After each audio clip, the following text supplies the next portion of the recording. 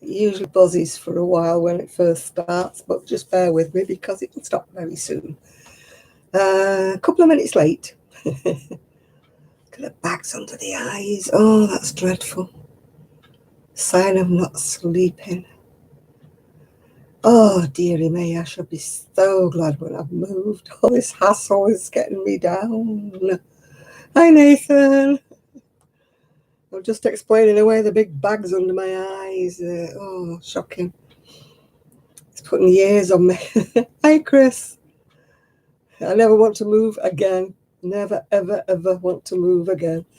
I've really had enough now. Oh, dear.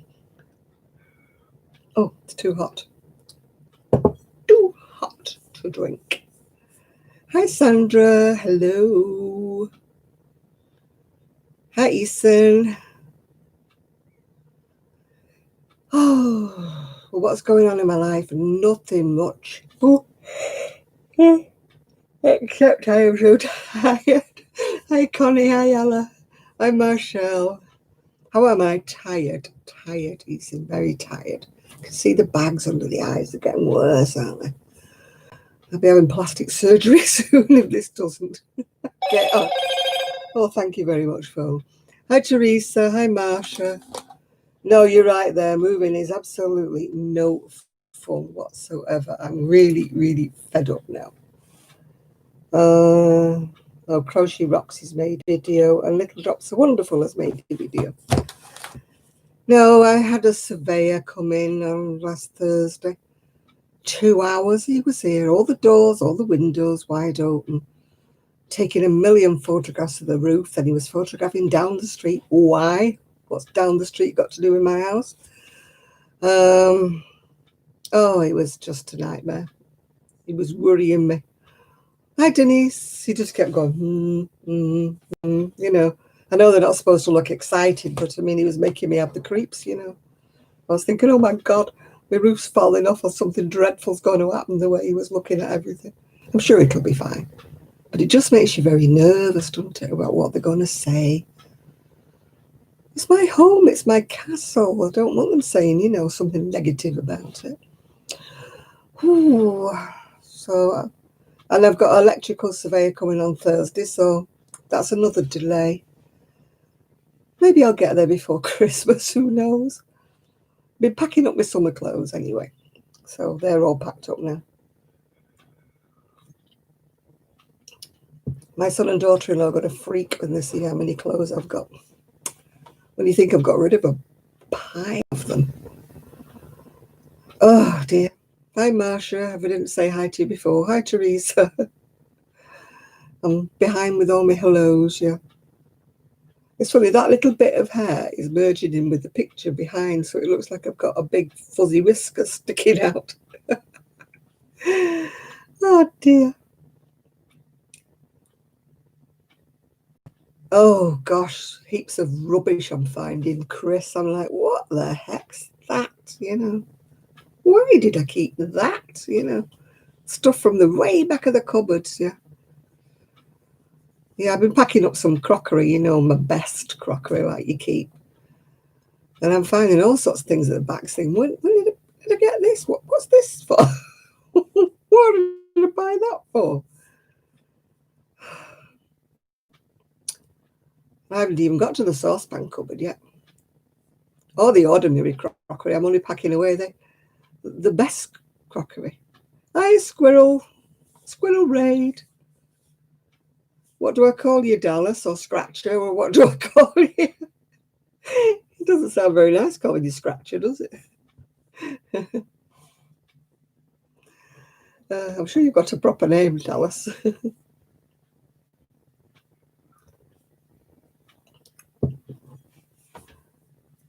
Oh, Jason, right. Okay, that's better than calling you Scratcher, isn't it? Hi, Michelle. Hey, we've got another guy in here, people. Chris, Nathan, you're not alone. We've got another guy in. We were a bit lucky in our guys last week, weren't we? Yeah, you got backup. Yeah. Hi, Dina. Yeah, our guys all kind of were missing last week. I don't know where they all went, but they weren't around like they usually are. We haven't got Miguel yet, and we haven't got Shad yet. And, well, we never know whether we're going to have Trev, do we? How am I doing today? I'm absolutely tired today, Dina. Tired, fed up with all this waiting and messing and all this moving lark. You want to learn to crochet? Well, I'm sure the squirrels will help you with that, Jason. I'm sure you'll find a lot of help on there.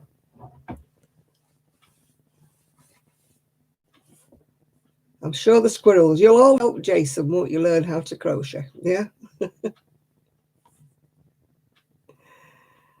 Oh, my necklace, yeah. It's actually made out of bits of sari that are rolled up.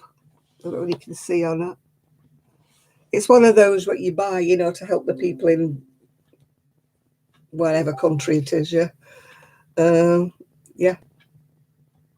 I'm sure you'll find that they are, Jason, yeah. They're all lovely. Yeah. Oh, thank you, Michelle. It's one of the only ones I've can find that isn't been packed away. Yeah, I love it. It was from an obscure site, where they sell things that have been made by, well, not tribes people. It's not that, whatever. It's third world country and that, yeah.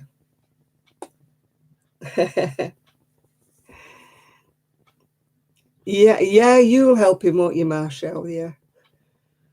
Yeah, everybody will help you how to crochet. Jason, you'll not be on your own. Hi, June.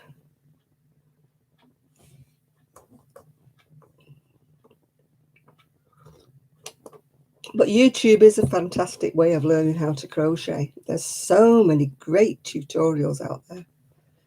I'm sure the girls will recommend you some. Oh, hi, Dick Monitory. Welcome. Yes, thankfully, we've got some lovely communities on YouTube here, Jason. Yeah, there are so many really good channels that are like bitchy or nasty or whatever. We have some great ones. Yeah, don't forget your thumbs up, Chris. I rely on those. Guess who is getting a new mobility scooter, hopefully on Monday? Me! He brought 3, was it Wednesday, was it Thursday? And as soon as he brought this one out the van, I went, that one. So I had a ride on it. It was so comfortable, going over the bumps. It was brilliant. It's a little bit more expensive than the other one, but, hey ho. I want to be comfy, don't I, when I'm going. I'm going to be using it a lot more. I'm going to be riding along a lot more, so.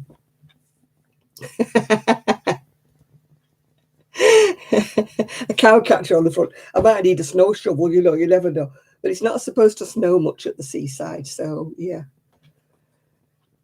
Yeah. Yes, we always welcome the fellas on here. We like a bit of equality, don't we, girls? Yeah.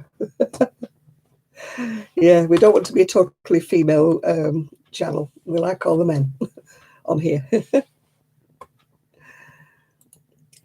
I could ride on the beach in one place if I rent a special wheelchair that's got the big wheels. But, I don't think I want to really actually go onto the sand. Yeah. Oh, thank you very much, Jason. Yeah.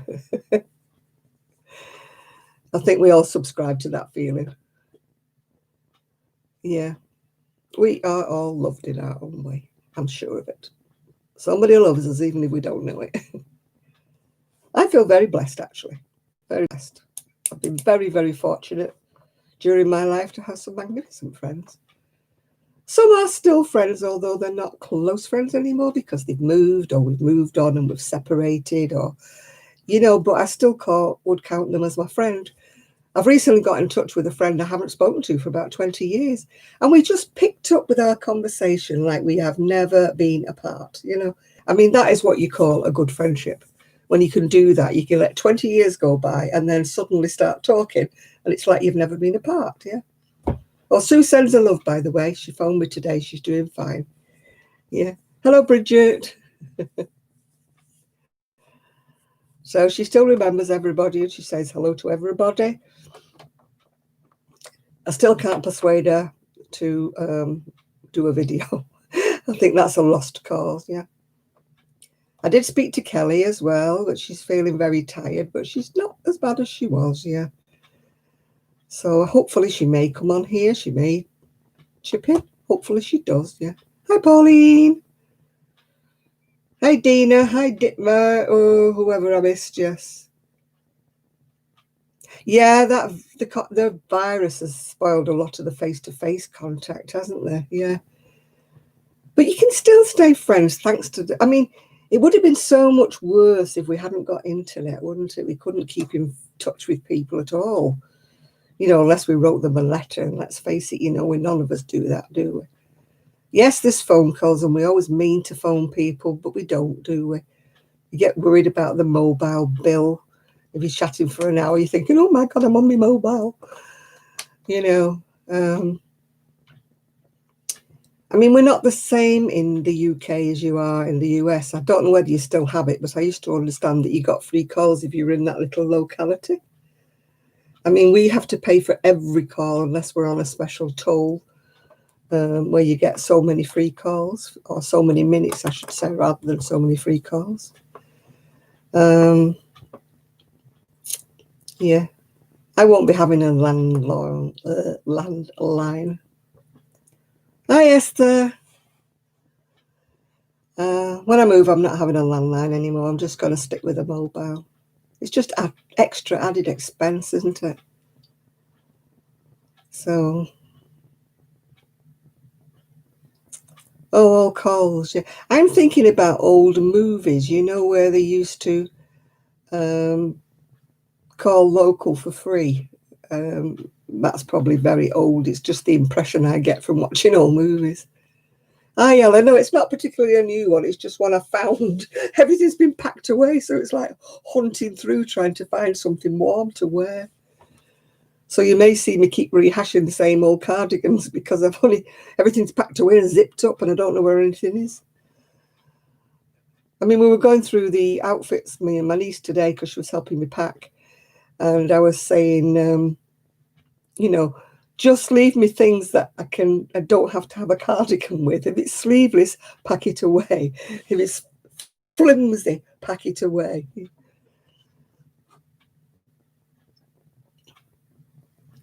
Yeah, and it used to be free, didn't it, inside your own area? Whereas in the UK, we've always had to pay for every call unless we're on a special scheme. Yeah. But even so, I never use my landline really. I use my landline if I'm calling to complain about something or whatever. Hi, Ian. We've got another new guy in the group here. We're called Jason today. Yeah. So we've got one more guy. Woo! Got so excited.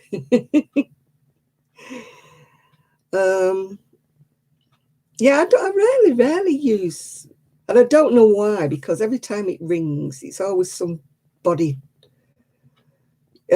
I don't know if he's good looking or he's single. I have no idea, Ian. He's just first time he's been in here. He's coming through the squirrel radio. So apart from that, I don't know anything about him. Yeah. Oh, hello. Oh gosh, internet is flashing on and off. What's going on?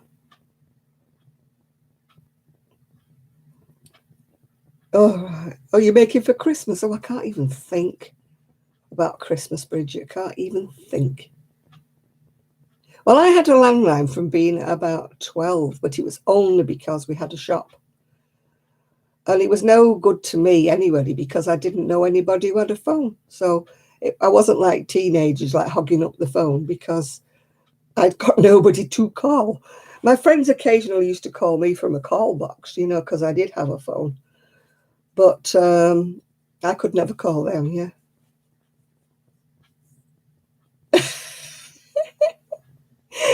Yeah, we've decided we will just give Christmas a miss this year because, it's just too much of a hassle. We're all scattered at the moment. Hi, Granny D. Hi, Whispering Cauldron. If you're leaving us, I hope you get back here.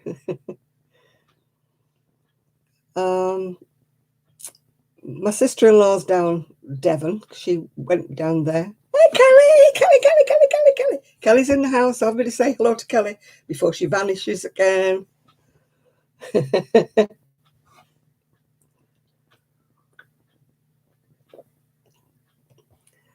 So because we're all scattered this year, we've got people in London, people in Devon. So my people will be away, hopefully, unless the holiday gets cancelled because of COVID. So we've just all not doing much, yeah. Yeah, Kelly is alive. I can vouch for that. She has sent me messages. It's just we haven't spoken lately. Oh, thank you very much, Jason. Yeah. We're a great group in here. I shall say that with a rah, rah, rah. And I'm sure everybody else on here will agree with me. They're all fantastic. We do occasionally get some trolls in, but by and large, we pounce on them and whoosh them out the place, yeah. Maybe I will do a live at Christmas if I'm on my own. It'll be me and Poppy. Yeah. Yeah. Yeah, Kelly is doing her courses. She's back to school like a little schoolgirl.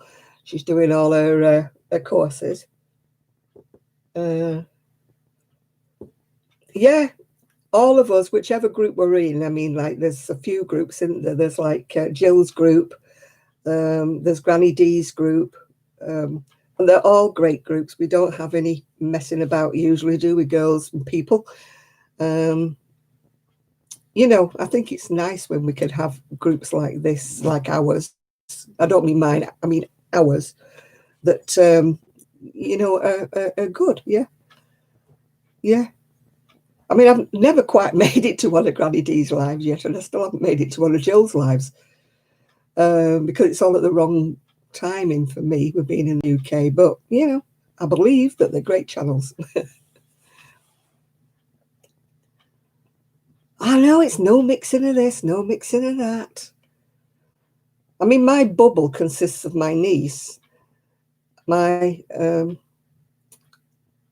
son, my daughter-in-law, and Tony used to live next door. So that's my little bubble. Yeah. So I know it's no mixing of households, but sorry, we've made a bubble. We've all been together in this bubble for quite some time now. So, yeah.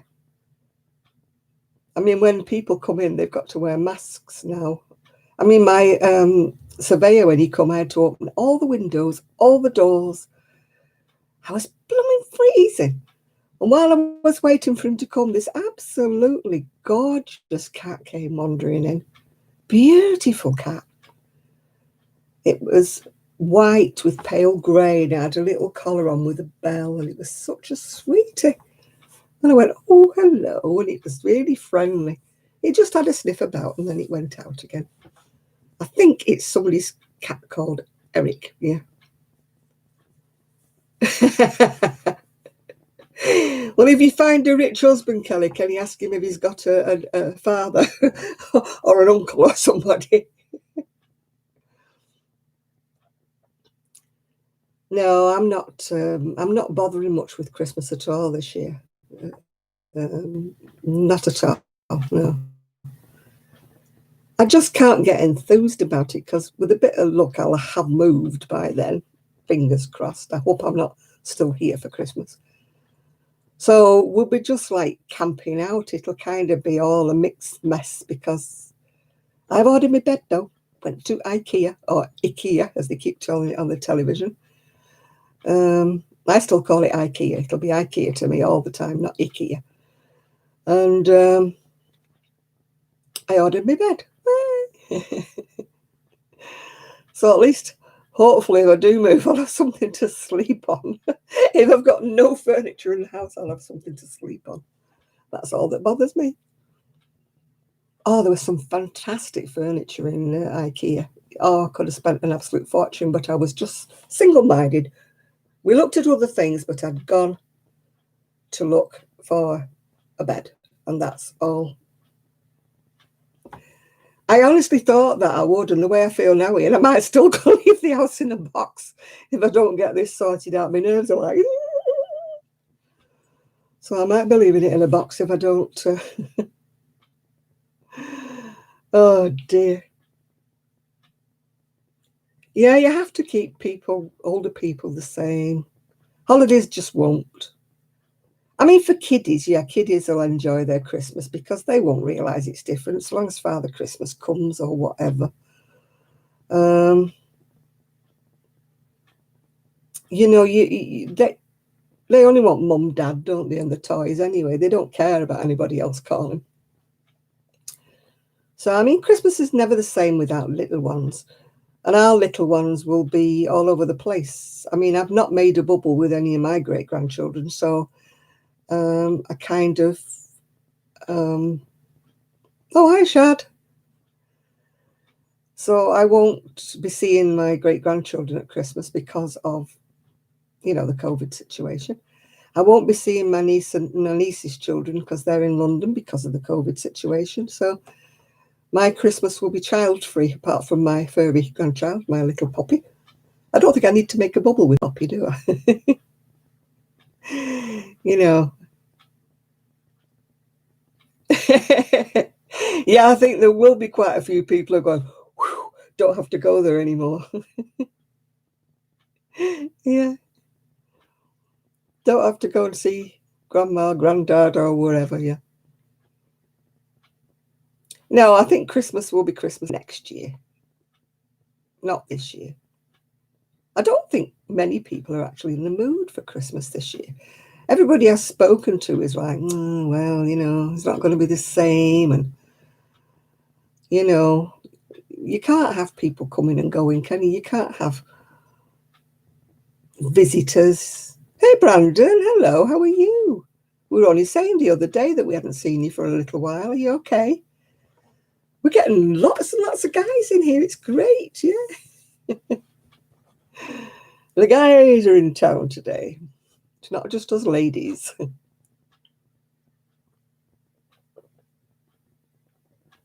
Well, it's nice to see you, Brandon, even if you have been missing for a week or two.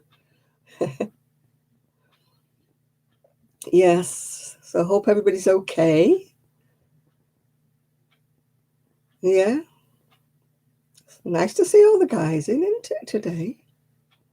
We've got a new guy in town, Jason. He's in today from the Squirrel Squad that you won't have met.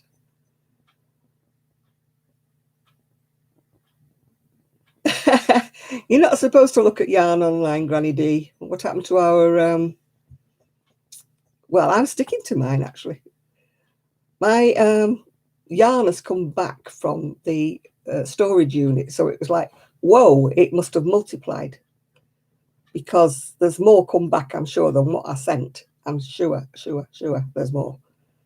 And I'm like, how many bags is there? How many bags have come back? Are you sure they're all mine? Yeah. Are you sure you haven't brought somebody else's bags back with you? Yeah. So, hey. So it's a bit like, that's too much stuff. But I'm not going through the bags, not while I'm here. I'm hoping I don't have time to start selling a lot more things. Oh, I'll still have a Christmas dinner of some description, even if it's only me. But it won't be a turkey. Obviously, there's only me here. Oh, I definitely know I've got a problem with hoarding, Ian. Definitely know that. Oh.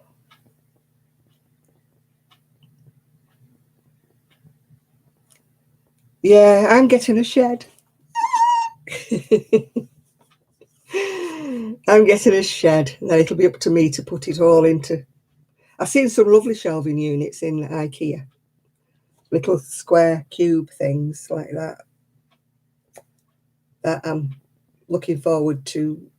Now I've seen them, I'll know what they look like to order them online. I won't have to go to IKEA again, if you know what I mean. Yeah, I'll probably just do a little turkey joint or something for me, and don't tell Harry and me and Poppy, because Poppy's supposed to only eat dog food, not people food.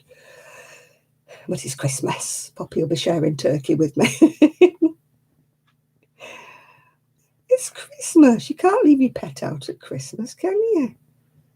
She's my little sweetheart. I don't know whether I'm going to be able to walk her every day, though. We'll see how it goes. She might have to settle for a quick run round the garden. No, we don't have a yarn problem. We have a huge yarn problem. Well, I do anyway. I haven't been crocheting. That's my problem. I haven't actually. I'm still on the same thing I was on 3 weeks ago. Still not done it. I did a little bit last week, if you remember. I'm still on the virus shawl. I should be doing a bit more on it, shouldn't I? Normally I have a virus shawl done in a few days, you know, but now this has been going on for 3 weeks, I think. Well, it's no nearer.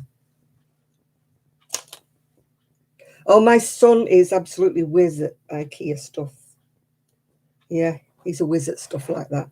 He used to be a kitchen fitter, so he's used to flat pack furniture.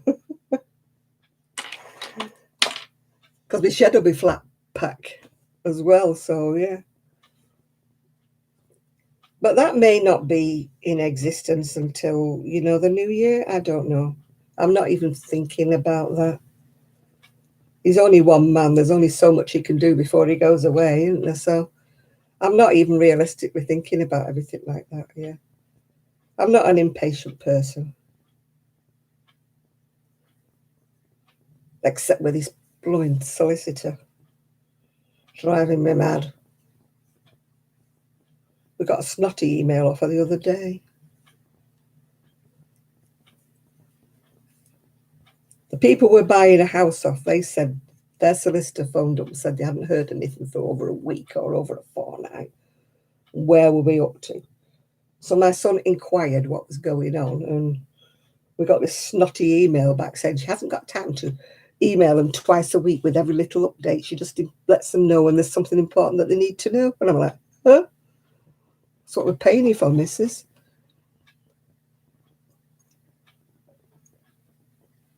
We're paying for you to stay in touch with the solicitor so that they don't go off us. Some people get a bit above the boots, don't they? My son's not bad with furniture assembly. Actually, Kelly does quite well with furniture assembly. I can't do it at all. Yeah, she had a bad attitude. I thought she did anyway. It was more or less, please don't bother emailing me again. I'll let you know when there's something to let you know. And I thought, well, it's my life and my, you know, whatever. I want to know what's going on. And they don't keep you in the loop. It's a bit worrying. Well, you don't hear from them for about 2 weeks.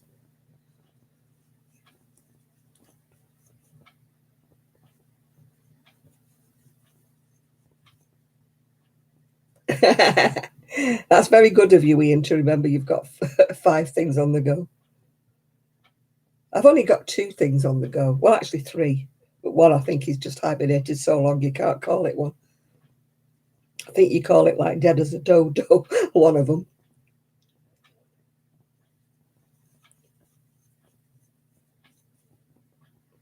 Yeah, exactly. She shouldn't be so stroppy. It was only because my son rang her up and said that the other people were complaining that they hadn't heard anything. Yeah, she's like, I haven't got time. If I'm working on your sale and other people's sales, I don't have time to update them with every single thing that's going on. But they'd sent her 2 emails apparently that she hadn't replied to. So, I mean, that's just being snotty. She could have just sent an email back saying there's no change, couldn't she? It doesn't take her 2 minutes, does it? but just to ignore them. It's yeah, I don't know. I just can't get into the mood, you know, for getting back into my crochet. I don't know whether Kelly's got back into her crochet, but she'd gone off it as well. There seem to be a whole host of us that have kind of got crochet fatigue.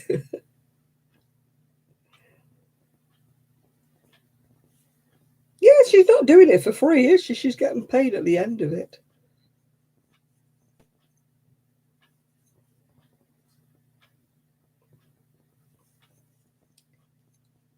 I just can't sit and relax and crochet. Hi, Patricia.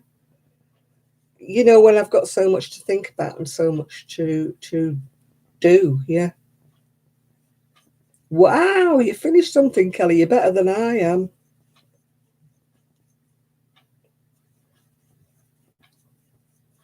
Yeah, I'm finding it very hard, Ian, as well, to concentrate. You know, I sit down like and think I'll pick up my crochet, and then I'm sort of thinking, I've got to pack this and I've got to pack that. But I don't pack it and I don't crochet. I just don't do anything. I just sit there like a lump. And I think my followers will think I've gone on holiday or something because I haven't made a video in months now. Yeah, my days go whoosh as well, Chris. You're not on your own. These people who find time to do videos nearly every day. Kelly she's homeschooling at the moment because the kids are off. She's doing her courses for her college work. And in between times, she's trying to do a bit of crochet. And here's me, I can't even pack a box up with my clothes in on my own. I have had vertigo all week. I'll be glad when I get my new bed and my new pillows. I think it's positional.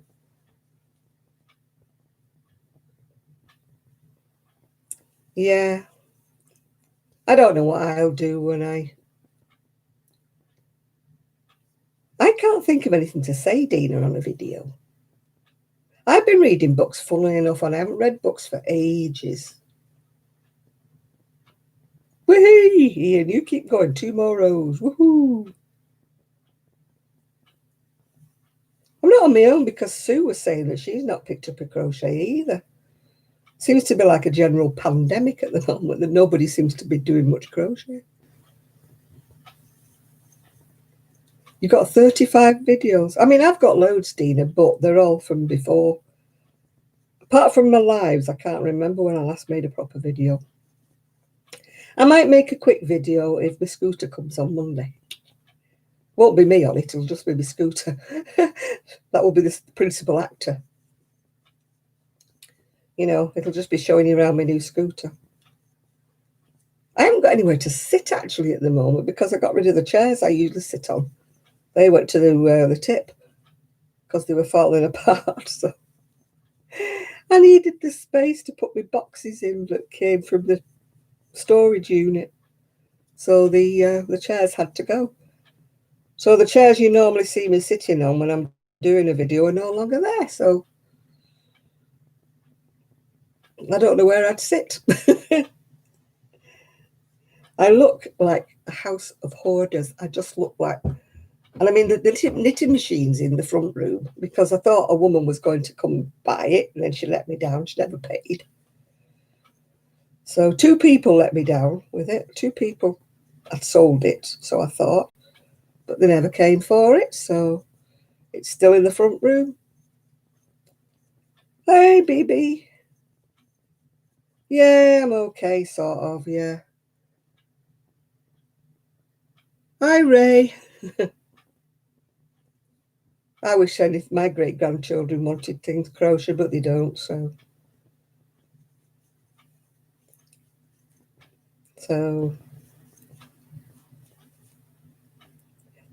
Yeah, outside in the cold. It's blooming freezing out here, Teresa. I got so starved when I had to leave the windows and the doors open for that fella. I was shivering. I couldn't get warm, not even when I got in bed. I was so blooming cold. I was so cross. Because they're not supposed to touch your door handles or anything. I mean, I did shut one door and he's trying to open it with his clipboard. I thought, oh, for goodness sake, put a pair of gloves on and stop being a wuss. You know, I thought, you're freezing me to death here. I'm an old lady sitting here freezing, yeah. And you're leaving all my doors and windows wide open.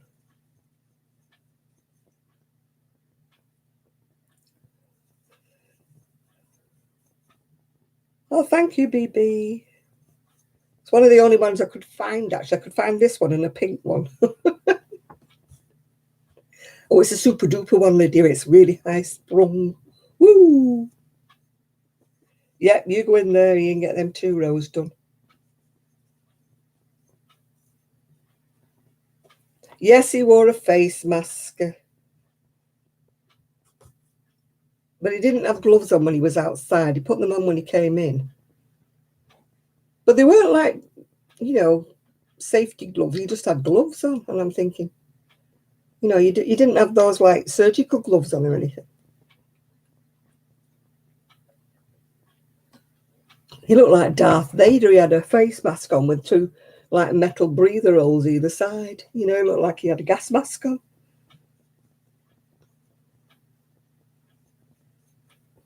But he worried me the way he kept taking all the photographs of the roof. I kept thinking, my roof's not leaking. My roof's okay. Leave it alone. Stop taking photos. It got me really upset. You know, you're like, kind of, what's wrong with my roof?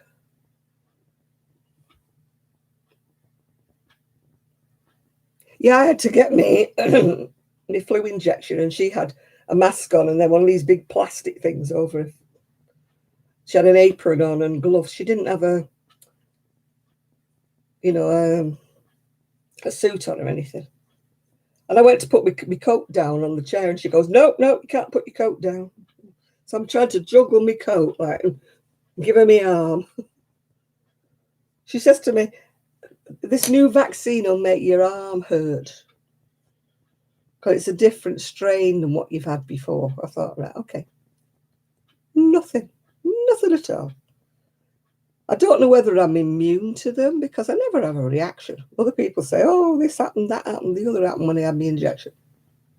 Nope. Been having them for about 12 years now and not a thing.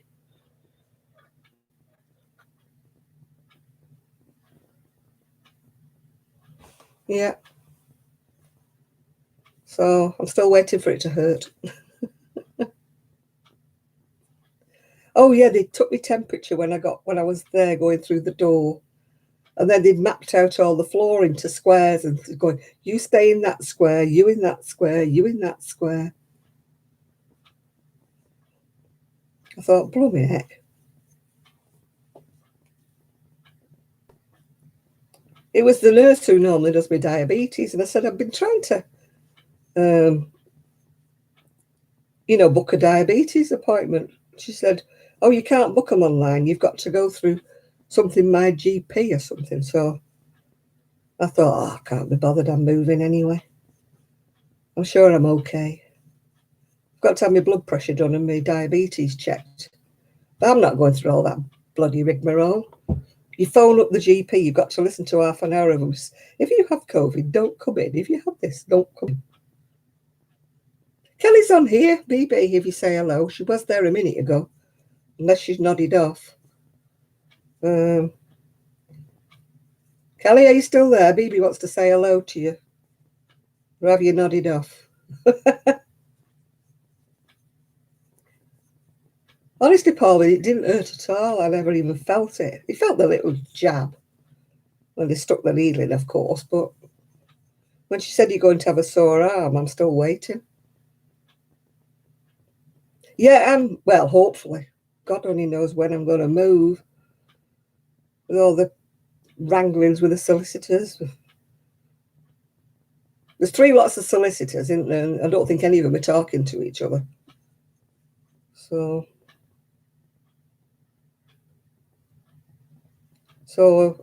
I think I've got to the stage where I believe it when they tell me I'm going. You know, that's when I'll believe it. Not until then. Until then, it's just like a pipe dream. Oh, you were almost asleep. Well, Bibi was asking how you were.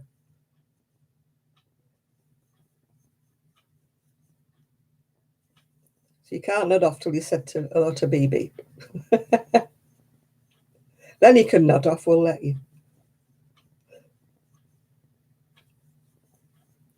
Oh, I've suddenly gone all hot. I've been freezing cold all day and now I've suddenly gone hot. Have I got a project? Yeah, I'm still doing this shawl from 3 weeks ago. I only do it when I'm on here, so it's not growing very much. 2, 4, 6, 8. We've not had Miguel yet. Where's Miguel? Has he gone to buy his iced coffee?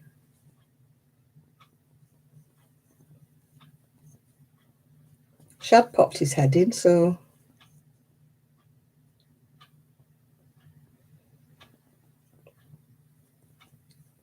Yeah, she made a new video, Bibi, if you've not missed it.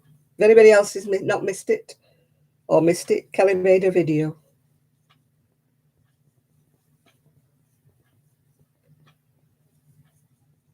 If you are subscribed to her and you have rung your bell, then you should have got a notification. What is on the burner today? I'm glad you've reminded me, Chris, because nothing is on the burner at the minute because I've not lit it. I will do it right now. Oh, wait. And I don't know what it is because it was all written in foreign. So I don't know what it smells like.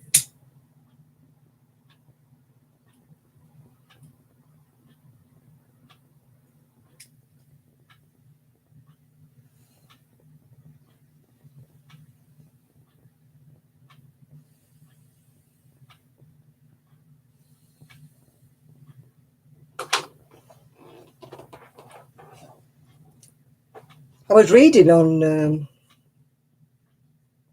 Facebook the other day that some oils and that in diffusers are bad for animals.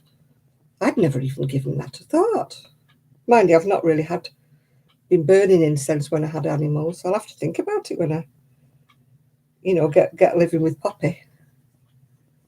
I don't want to harm my granddaughter, my furry granddaughter. I think it was mostly like tea tree oil and something else that you're not supposed to burn. I'll have to look it up because I don't want to poison my dog. Well, she's not my dog, but you know what I mean. I've got shares in her. But I wouldn't want to willfully harm any animal by lighting a candle if she's around, yeah. And her not being, is affecting her. I hadn't even thought about things like that. Never even knew about it. I mean, I knew about all the things that dogs are not supposed to eat or something. Yeah, I know they can't have grapes and raisins and different things like that. But I never even thought about scents, affecting them. It's like eucalyptus oil, I think, is one of them. And I don't know what the other one is. That you're not supposed to burn when there's animals about. I'll definitely have to look that up. Because I won't burn anything like that when she's around. Yeah. Because I wouldn't have, I'd have just lit it and not given it a thought. Because I've not had an animal for 4 years. When I did have Buster, I didn't used to burn candles and that because he was a bit wicked with his tail, so I never had candles burning when he was around because I always thought he'd knock them down with his tail. It was the same when Poppy lived here. I didn't have them burning then because she was the same. She had a wicked tail, that just went, cleared the table. We couldn't have a coffee table or anything with Poppy because she used to knock everything off. Buster was the same. So it's only really become a habit of mine to burn incense and that since I've not had an animal, yeah.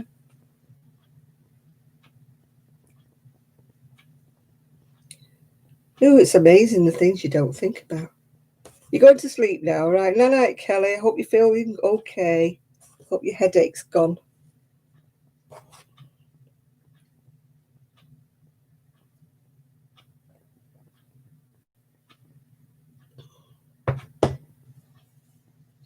Yeah, there's all sorts of things you don't think about with dogs, do you?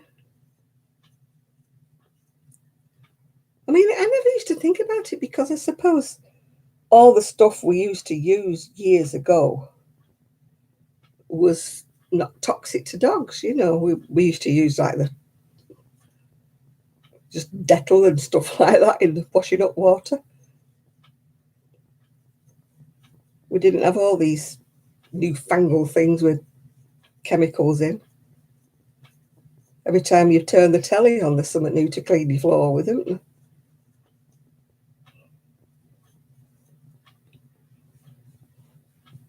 I mean, I used to just clean my floor with washing up liquid. It was a bit slidey, but you know, I never had anything special to clean my floor with. It's only recently you think, oh, I better buy Flash because they advertise it on the telly. Oh, right. Well, I haven't got an animal at the moment, Teresa, so I hadn't thought about that one.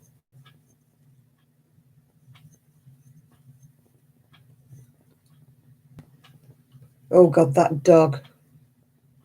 You should have put that to sleep. Pauline's next door neighbour, their dog savaged her dog and she had to have it put to sleep.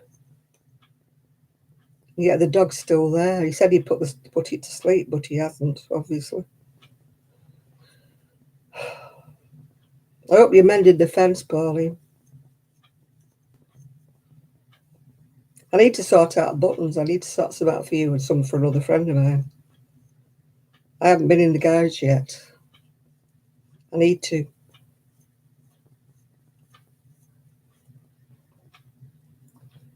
I'll let you know when I've been in the garage and found some buttons, then you can send your Aaron down. Next time he goes shopping on the village.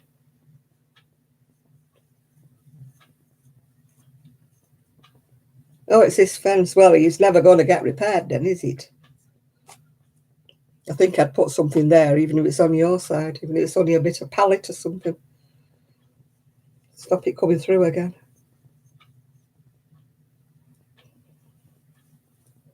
Bit of barbed wire. I know it's illegal, but a bit of barbed wire would be nice.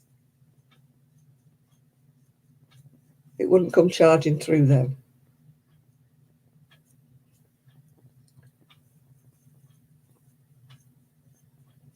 When I think about it, when I was growing up, there was barbed wire everywhere. There was glass on top of walls to stop you climbing on them. But now, whoa, it's all woohoo. Can't do that. You might hurt the burglar.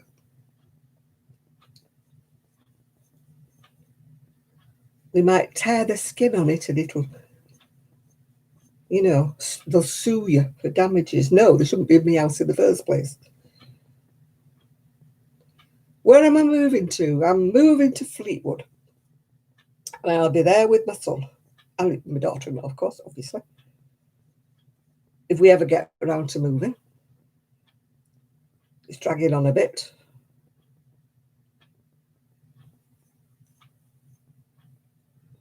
Yeah, electrified fence, Polly, that'd be great. Run a battery-operated current through it, going zzz, when it comes near the fence. Especially good if it pees on it.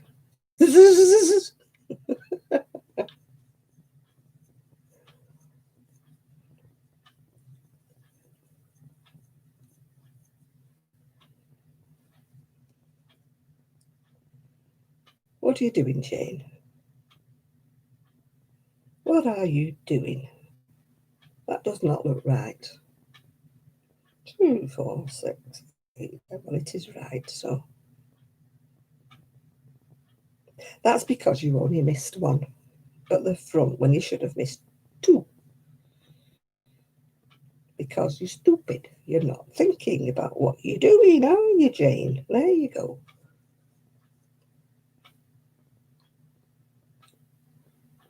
I was scared of those spiders. Didn't like coming to your house because of those spiders. Whoa. How far from here? About 50 miles. I'm going now. I'm going to the seaside. Oh, I never liked those spiders. They weren't house spiders, by the way, in case you're thinking that Pauline had a dirty house. They were actually like spiders in cages. They were like tarantulas and things. But I didn't like them.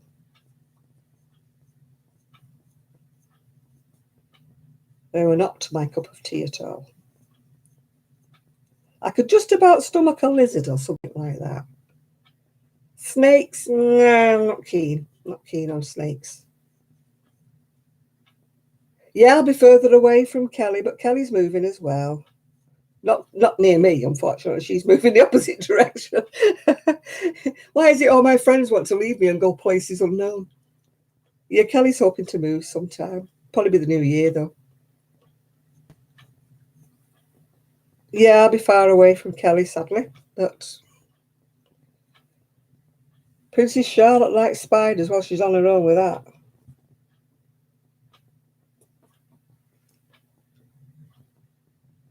Princess Charlotte can like spiders. Irene has fish. I can stomach fish. They just swim in a tank, but so I can do with fish.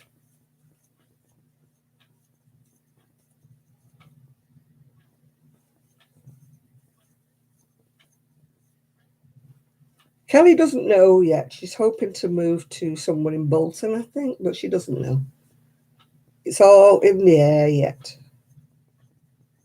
She just keeps hoping that she'll find a nice place.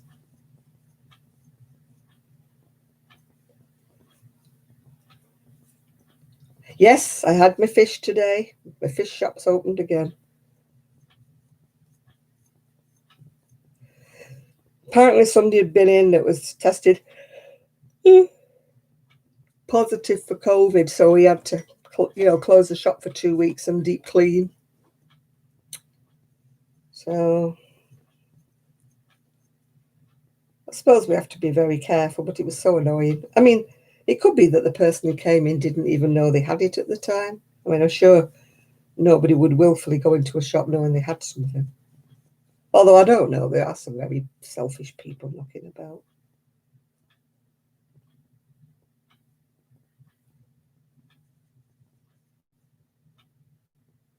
The people who just, I'm not wearing a mask. Nothing wrong with me. Yeah. Cheers. Yes, yeah, I think that's what she's hoping for, Patricia. Yeah, one with 3 bedrooms. But it's all a question of finding the right thing at the right price, isn't it? Stuff like that. I've been lucky in the fact I've got my family home to sell, so it's a little bit easier for me to move. Well, it will be when the lawyers, solicitors start talking to each other. Oh, that's really stupid when people... Kelly is hoping to move. Kelly's not moving yet. It's just pipe dreams at the moment and hopings. Hopefully she will move sometime soon, yeah.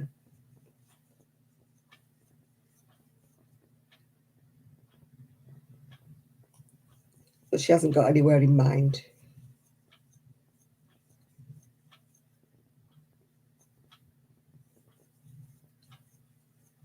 She's been wanting to go for about 12 months, so it's just a matter of everything falling into place for her, really.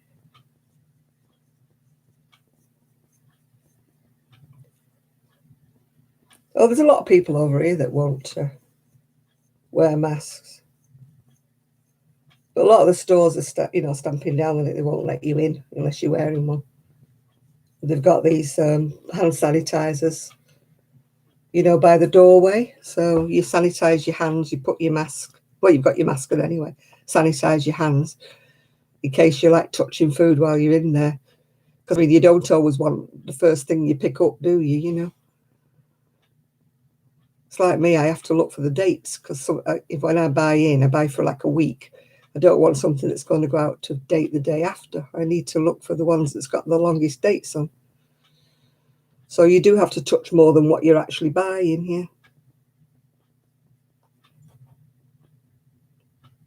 Yeah, I mean, people keep going into pubs and when they've had a few drinks, it's arms round each other and kissing and cuddling and God knows what. I mean, most people in everyday life are responsible. You know, the woman in the street, the man in the street. It's just when people go out and have a few drinks, everything goes out the window. I mean, over here, they're shutting the pubs down at 10 o'clock, which is sad, really, in a way, because it's people's livelihood, isn't it? You know what I mean? I don't know how a lot of these places, you know, cafes, restaurants and things are going to survive.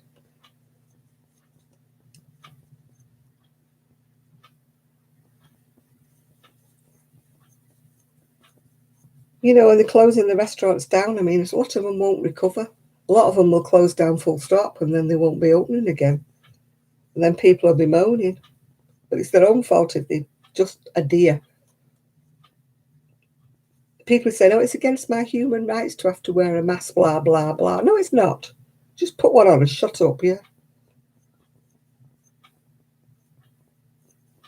Yeah, I've got a new place, all being well. But you can never say you've got it until you've got it, yeah? Oh, if I was in the shop, I'd be saying, excuse me, hand sanitizer. Excuse me.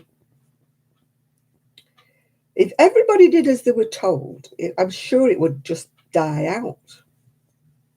But you get all these anti-mask people and anti-whatever.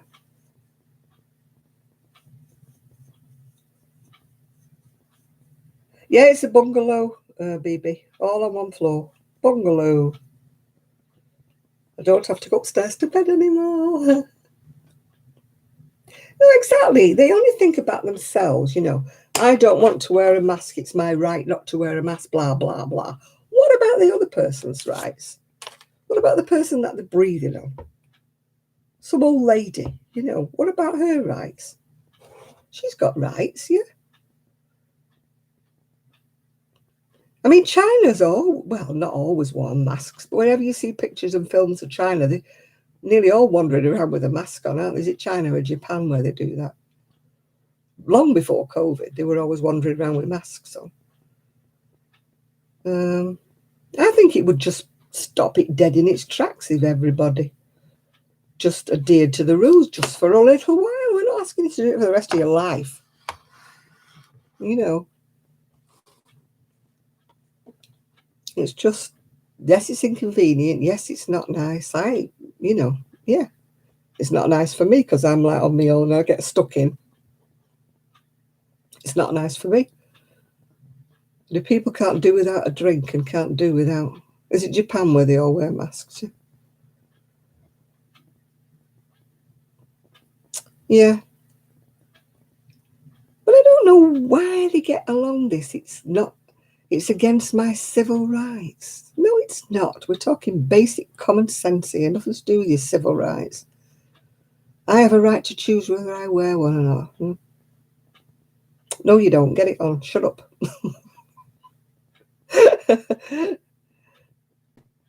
Yeah, exactly. If they'd shut down for a couple of weeks, then yeah. Well, it's like that over here. I mean, I go out for a cup of coffee and I meet a friend of mine sometimes on a Monday, but we don't go in anywhere and we sit socially distanced, you know, across the table from each other.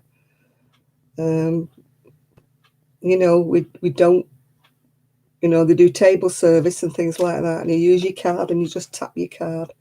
You don't touch the machine, you don't touch anything.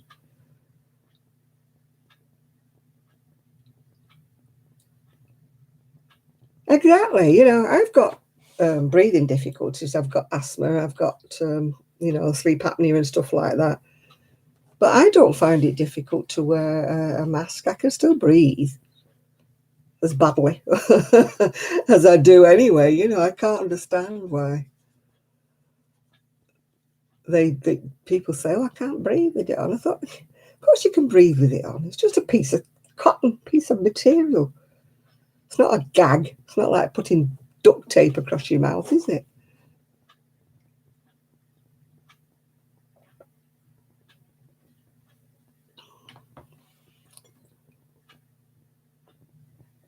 Or I can't wear them because my glasses fog up. No, put a piece of tissue, inside the mask, that it doesn't fog your glasses up.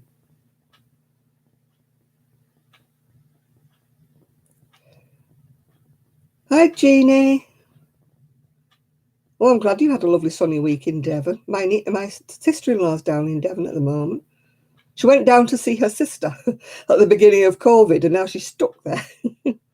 She won't come back because she's 82, so she doesn't want to catch COVID. So she's stuck down there with her sister.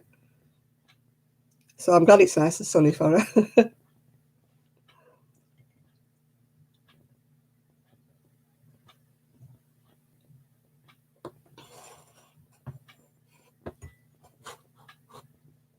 Yeah, I believe Devon is very pretty. I have been, but it's quite some time ago since I went to Devon. I used to go to Devon and Cornwall a lot for holidays.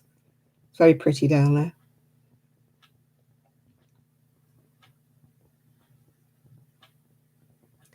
Yeah, I'm not saying everybody, a lot of people are incredibly selfish these days. They only think about number one, whereas I was brought up to think about other people as well. You know, it's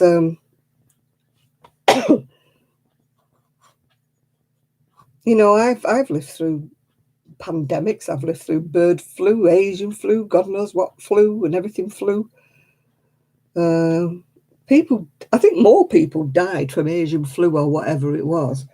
I mean, there was a bad flu when I had my son in 1969. At the end of 1968, they were shutting hospital wards down back then because of this. And they were saying to me that they didn't know whether I'd be able to go in hospital to have my baby. And I'm thinking, oh my God, I'm not having it at home. Because he was breaching, everything was going wrong with it. But they were shutting down wards back then in 1960, early 69, end of 68, 69, yeah. Oh, give over, muzzle the government. Why is it a government conspiracy when they're trying to get you to put a mask on for your own safety? Oh. It's like all these people saying COVID doesn't exist. Well, if it didn't exist, why is people dying? Of course it exists. Don't be dumb. You know. But if they'd have locked it down right at the very beginning, like everybody's saying, if they'd locked it down way back then all this would not have happened.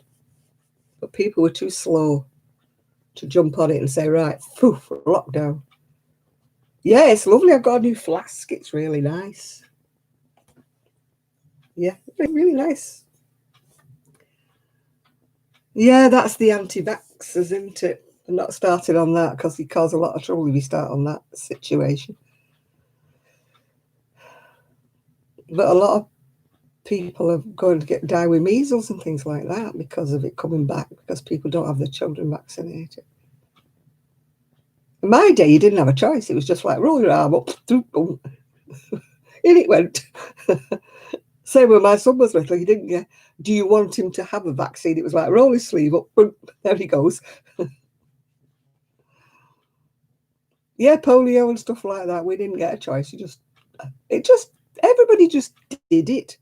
There was none of these, why should I have this injection? Or I don't believe in it. There was none of that. It was just like, roll your sleeve up, bang, you've got it. Yeah.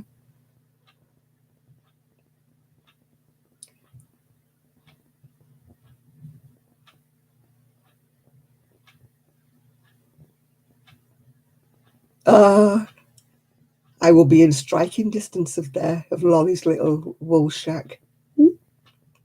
Not a tower will be going.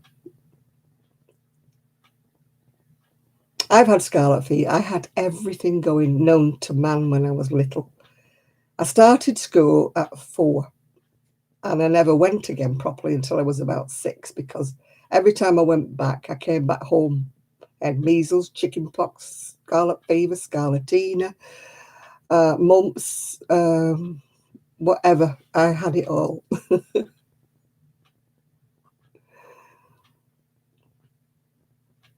Yeah, the Asian flu and the bird flu killed off loads of people. But people seem to forget that more people died with that than have died with this COVID. And yet we never sanitized our hands or wore masks during that period. You know, I don't think I altered my lifestyle one bit. You just hope you didn't get it. There was none of this. You have to wash your hands 24 times and sanitize them before you go. It was really bad, that Asian flu and the bird flu. I don't remember the Spanish flu, obviously, because I wasn't born in 1918.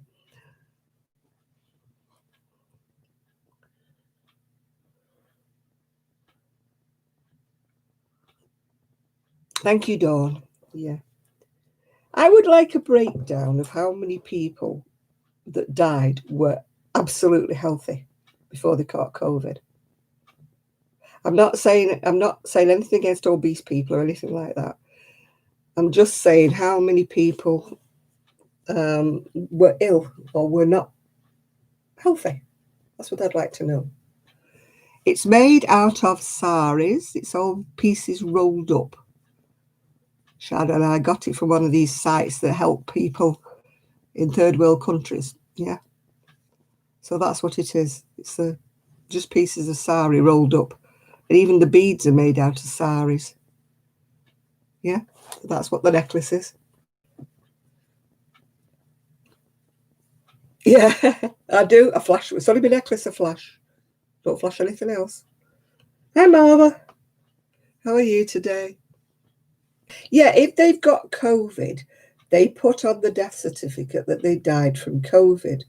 But it's like that they didn't die. Well, they died because they couldn't fight off the COVID, but they already had underlying health problems. And I would like that COVID deaths to be recorded for people who are healthy before they caught COVID. I'd like to know just how many people have died that had nothing wrong with them. Yeah. It's a thought, isn't it?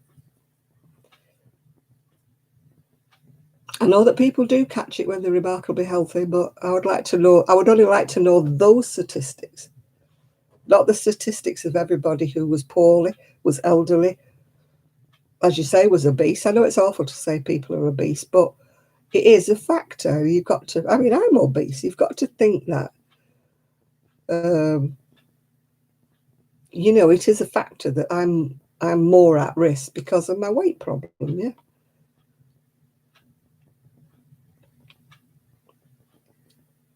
So, you know, I don't think it's right to say everybody who's obese is going to get it and die. It's not. It's just that we are more susceptible to it. Yeah. Yeah, but I don't think it's just COVID on its own that kills them.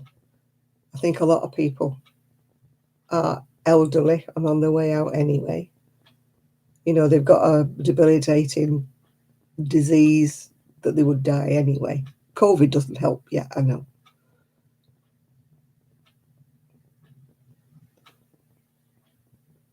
Yeah.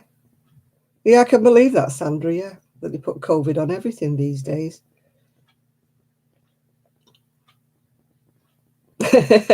We don't do politics on here, Patricia.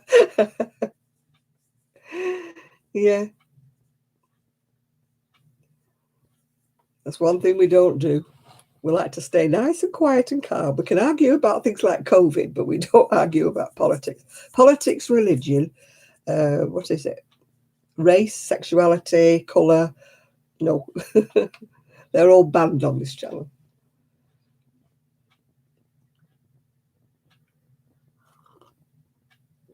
We come on here to get away from the daily news. I think we all agree with that, don't we? There's plenty of other channels where they start arguing about news. I just don't even like watching it anymore. It's all depressing. Absolutely depressing. Well, there you are, Ian. You see, you've got it. Those 2 rows done. Yay! Now you've done the yoke, it'll grow quicker because you're dividing, aren't you, now for the sleeves. So the pieces will be smaller. Yeah, Chris, if we all get on, and there's too much hatred in this world. I don't understand it, why you have to hate somebody just because they're different. Why? Who says that we do? Who says? I don't believe in it.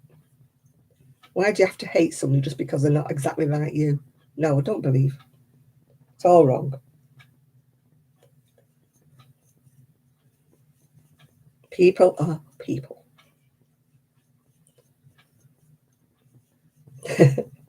Well, I'm big and old as well, Patricia. I've got asthma and I've got arthritis, so snap. You're not on your own, dear. I only venture out when I have to. But then I do cover up and everything, yeah. Oh, yes, I agree. Yes, we should celebrate the difference. We should, honestly.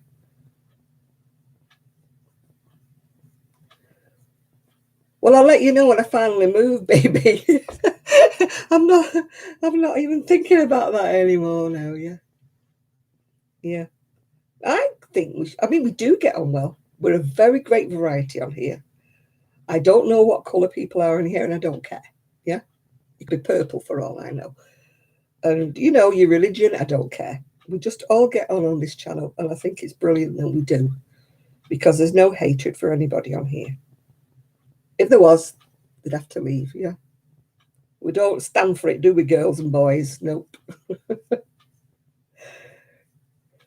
It would be boring if we were all the same. Yeah, we should celebrate the differences. You're right, yeah.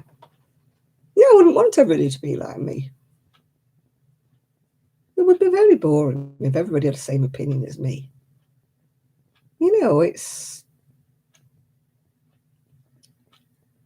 Yeah.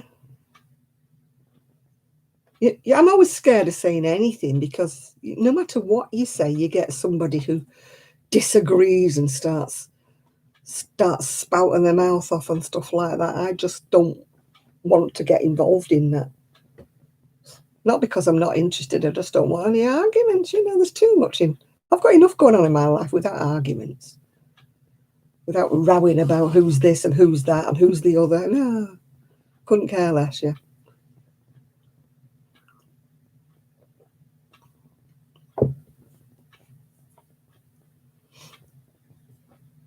Yeah, it's kind of that season, isn't it, now, for influenza and flu stuff, and colds and coughs. But I mean, we're all scared when you get like symptoms, you think, oh God. Whereas before we would have thought, oh, it's just the flu. Yeah. But now we're like, oh, is it COVID? Oh, what should I do? When we would have just thought, oh, I've got flu. I'll just take to my bed and, 3 or 4 days and I'll be fine again. Yeah. No, I can't be doing with arguments. Life's too short. Some people seem to thrive on arguing. Why?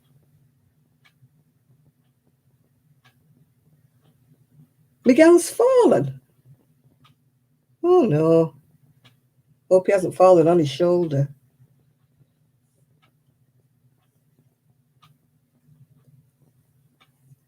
Yeah, I just don't answer people who want to goad me into arguing, saying, what do you think about so-and-so? What do you think about such a thing? I'm like, nope, not going to answer. Not answering at all. Not getting involved. I can have my own personal opinions that are inside of me, but I'm not one of these people who would spout them out on a live program. Yeah. Yeah, I hope Miguel's okay. I hope I haven't fallen on that shoulder. Done damage. He's just been doing so well. If he has to fall, I hope he bumped his knee or something. Not bumped his shoulder. Hey, you'll have to let me know when anybody finds out. They'll have to let me know. He was all right yesterday. He must have fallen today.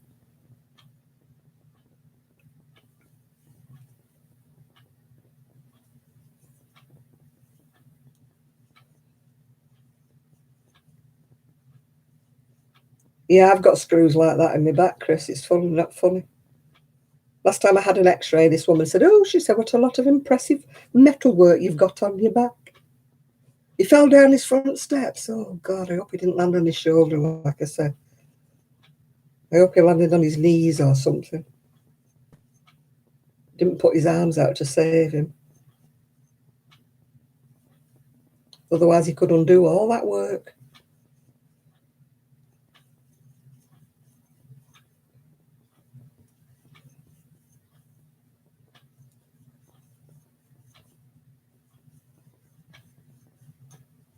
I had such a sore hand and all last week, all up my arm. I thought I'd done something to myself, but I don't know whether it was just my fibro. I mean, you know you've got fibro, don't you? Is it Ian or Nathan? I mean, does it feel like that? Does it feel like your wrist's broken? Yeah, he needs a banister or something to hold on to. I thought he did.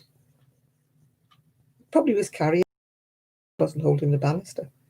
I have to cling to my banister when I'm going down steps. When I'm moving, my son's going to put like a handle by the front door. It's only a little step, but I need one of those handles, to get me up the step. Yeah, I hope he hasn't damaged his. Oh, my Etsy shop's closed down at the moment, baby. I just closed it. I couldn't be bothered with it, with all this going on. I'm going to revamp it all when I open it all again. Well, he had his steps redone, didn't he? Was it last year? Because he said they were all spongy and broken. And somebody from his church did his steps for him. Yeah, I've got a handle at my front door here. I've got the front door and the back. Am I taking orders? No, not at the moment, baby. I just can't even concentrate on what I'm doing. I don't know what I'll be doing when I move, whether I'll carry on doing my crocheting or not. I will be doing my crocheting for me, but I mean, I don't think I want to, still run the business when I move. I'm hoping I've got more things to occupy my mind. I used to use my crocheting as a way to pass the time on when I was here because I was on my own all day and all evening. So it was a way for me to keep me sanity, yeah.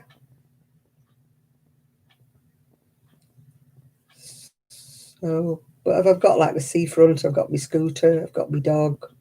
Well, I've got a share in a dog. I'm hoping that I'll have other things to do just besides sitting there crocheting all day long.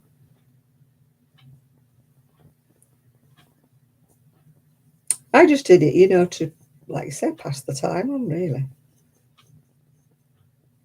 But I don't know what I'll feel like doing when I move.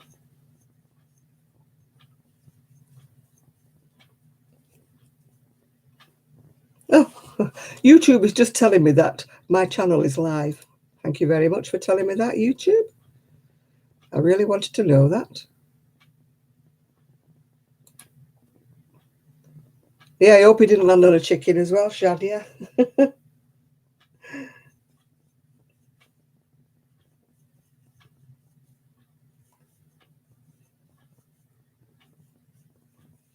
I don't know, Ella. I watch these filed coast videos that this lady's doing. The quite recent ones, but this year's. There's even one like from October, and she went past a little wool shop when she was in Cleveland. I saw it. She went past it.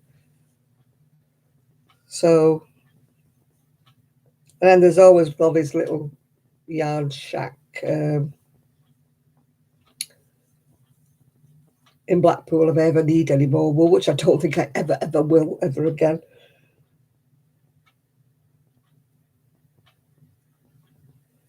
I've got so much to finish up. I might do a car boot and just sell all my hats and scarves and things off at a car boot. Get rid of all of them. My fingerless gloves and stuff. I'm not taking cardigans and things because nobody would want to pay that. They just want to pay £1 for everything at a car boot. But it would be one way of getting some, get rid of some of the stuff. Hi, Jeanette. I think this was one of Lolly's, actually. I'm not sure. One of Lolly's little wool shacks. When all this COVID's over and Sue comes down, she can always take me in the car to Blackpool because it's not that far from where I'm living. But I'm trying to stay away from temptation. The only places I'll be tempted would be IKEA at the moment while I get everything sorted. And the carpet shop, and the curtain shop and stuff like that.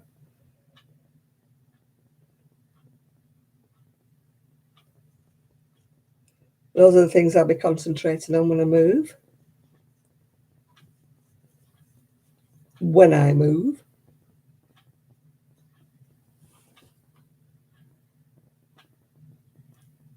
Well, I wouldn't like to know about that, Jason.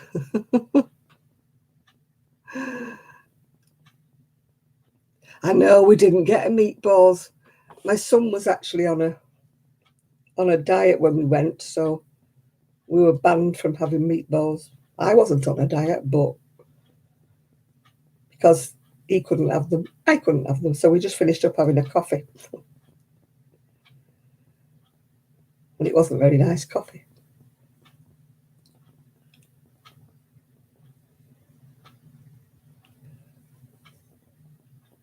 You had to order everything and they fetched everything to the table. So what should have been a nice quick cup of coffee turned out to be an epic. We wouldn't have bothered if we'd have known. We could have gone to McDonald's and had a drive-through and got the coffee from there. Do a Miguel.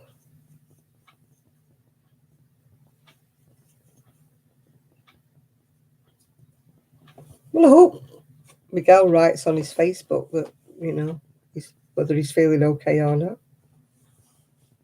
Because I know he goes to church on a Sunday, doesn't he?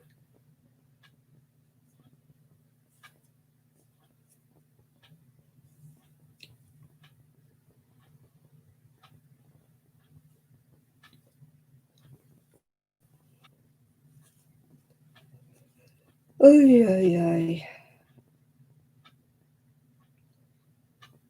Yeah, it takes me takes about an hour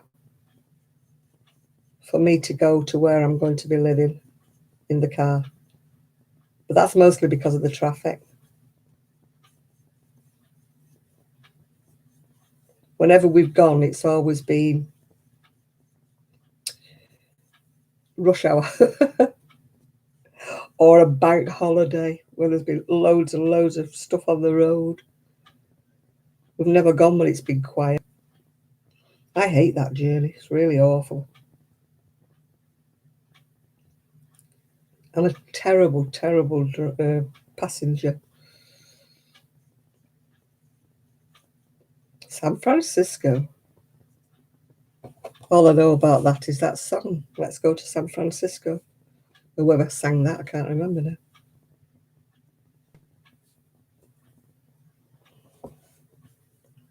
I know all the words, but I can't remember who sang it.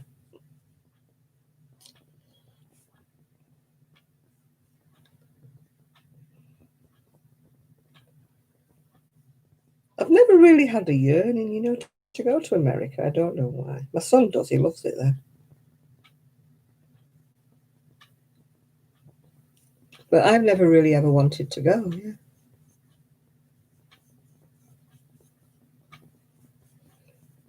Yeah, you live 2 miles from the sea. You live right next to the river, don't you?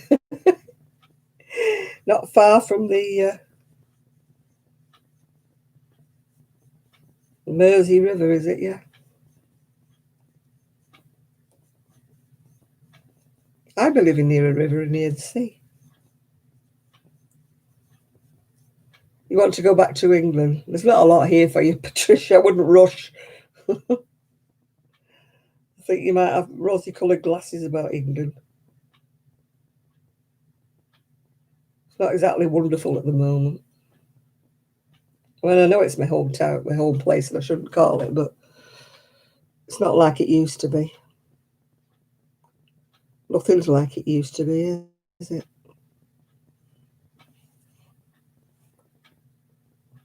Some of the new Batman movies, ooh, aren't you lucky?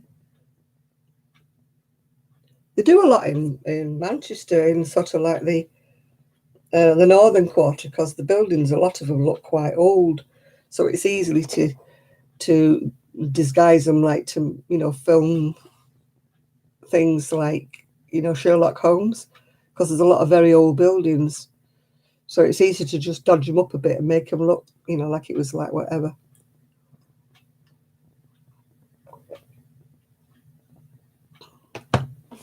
Why did you go to America, Patricia? Did you get married over there, or do you have relatives over there?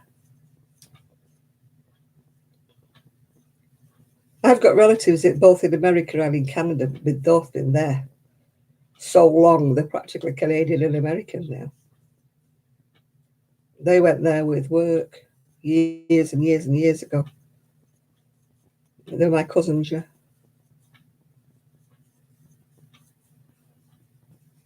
Work took them there, and then they stayed there because they got married while they were over there, so they stayed there.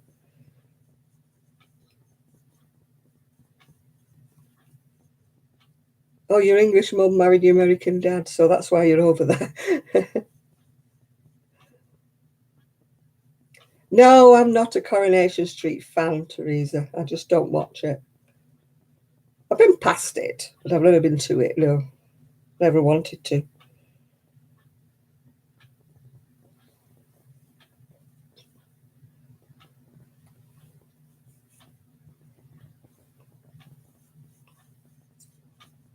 No, I've seen a lot of people from there, you know, like in Manchester, just wandering around, yeah.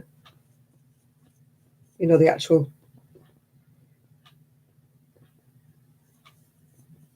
Yeah, I've got cousins in Canada, the States, New Zealand, Australia, South Africa. I don't know where else they are. I think that's it. Yeah.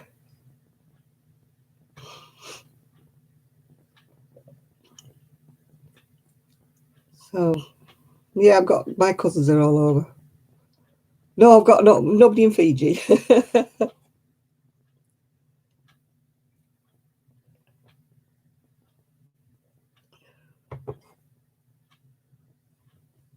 Yeah, no, I have seen quite a few of them, actually, accidentally when I would be walking the dog.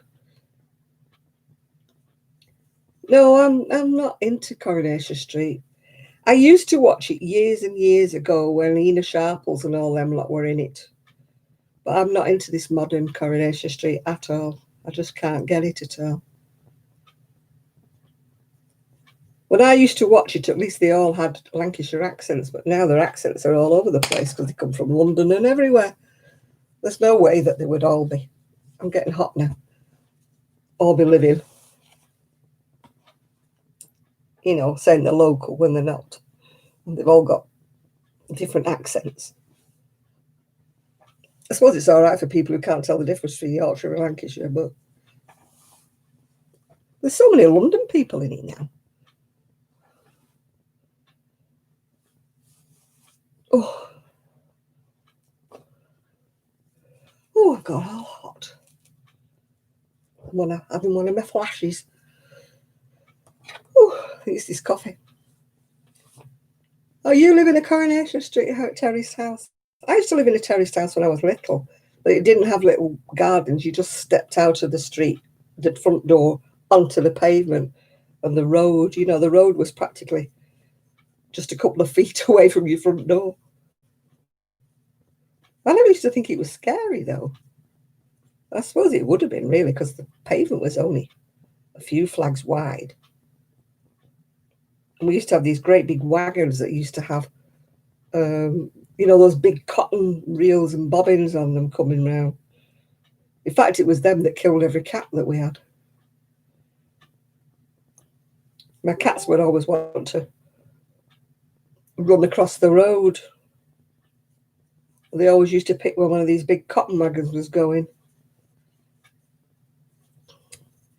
We never kept a cat longer than about 6 months. Because they, you know, they weren't house cats. They used to go out and used to get run over.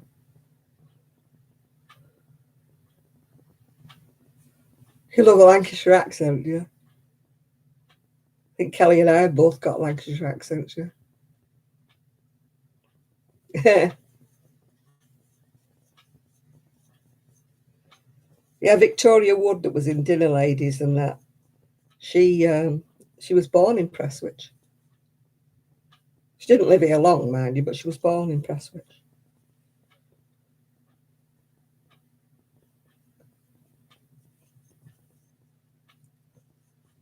Where I come from in Oldham, it was like loads and loads of comedians come from Oldham. Yeah. Yeah, Jane Horrocks. I think she's Bolton, I think. Is she Bolton? Bury, somewhere that way, Jane Horrocks. Yeah, so many people like came from. Oh, hello, Enid. So many people came from Oldham. You know, even one of the ones was it Stan Laurel or Laurel and Hardy. You know, one of them two came from there.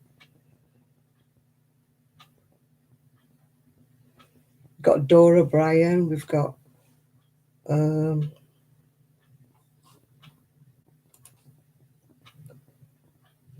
know, so many comedians. I think it's just natural comedy. You smoked plumes extra ominous today. Oh dear. Yeah, Peter Kay come from, was it Bury? Bolton? Whatever.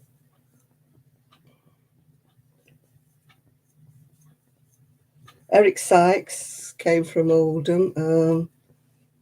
What was he called? That other bloke. Him that used to sing Right Said Fred. Yeah, Jane Hart. A lot of people were in rep as well, repertory in Oldham. A lot of people cut the teeth there. A lot of famous people.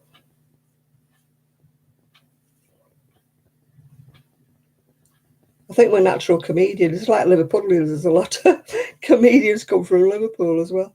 I think it's something about being up north, isn't it, that makes us funny.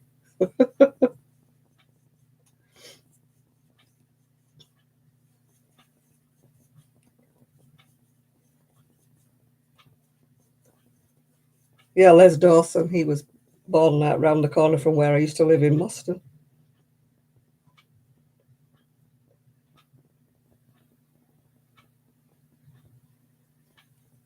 Then he went all posh and went living at St Anne's.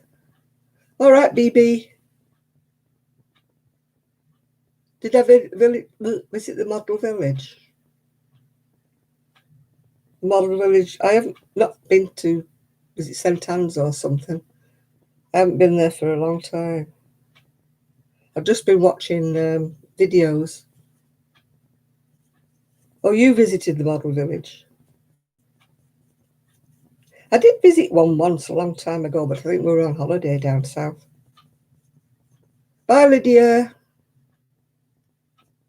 Bye, BB.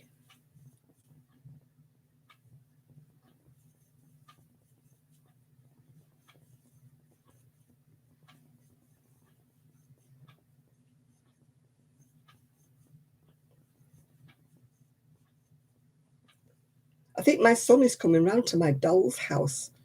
He said to me, why don't you get rid of the doll's house you've got and the annex? And why don't you buy one of these? And it was this beautiful doll's house. It was like 3 stories high. It was fantastic. And I went, oh, I love it. I love it.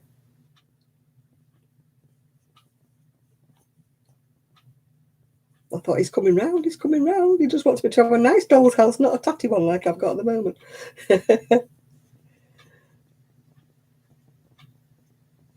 Oh, Sissy and Ada. Oh, yeah, they were lovely, weren't they? Yeah. Sissy and Ada.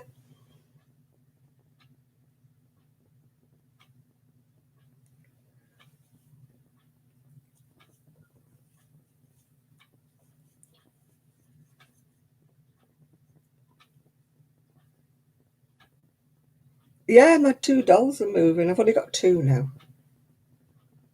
All the other dolls I got rid of.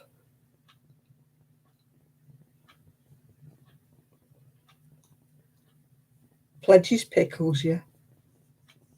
Tell you what I found, Pauline Sue, very, very old, quite sort of wobbly dolls that came from France. They're only about that big. and the legs are kind of woggly. They might need new elastics or whatever. My pen friend sent them to me from France when I was about 14. So they're very old dolls. But they're only little. They're only about maybe 6 inches tall, something like that. I found those the other day. I thought, oh, bet Polly did like these little dolls. They do need renovating though, Polly. The legs are a bit woggly. No, I haven't seen Arnie and Carlos. I don't actually. No, I won't scare him by putting my what do you call it? What they call baby reborn or whatever. No, that's staying. If we get visitors from my youngest two great grandchildren, they'll play with it, and I don't want them to play with it. And I've got a lovely doll as well. It's a black doll with gorgeous long curls, but it's not for a kiddie. It'll just wreck its hair. It's a bit like an American doll. But I fell in love with it. It's absolutely gorgeous. So I don't want to put those anywhere on view. I don't mind them playing with my doll's house, but I don't want them messing with me reborn. My reborn will stay completely in its box until I need it.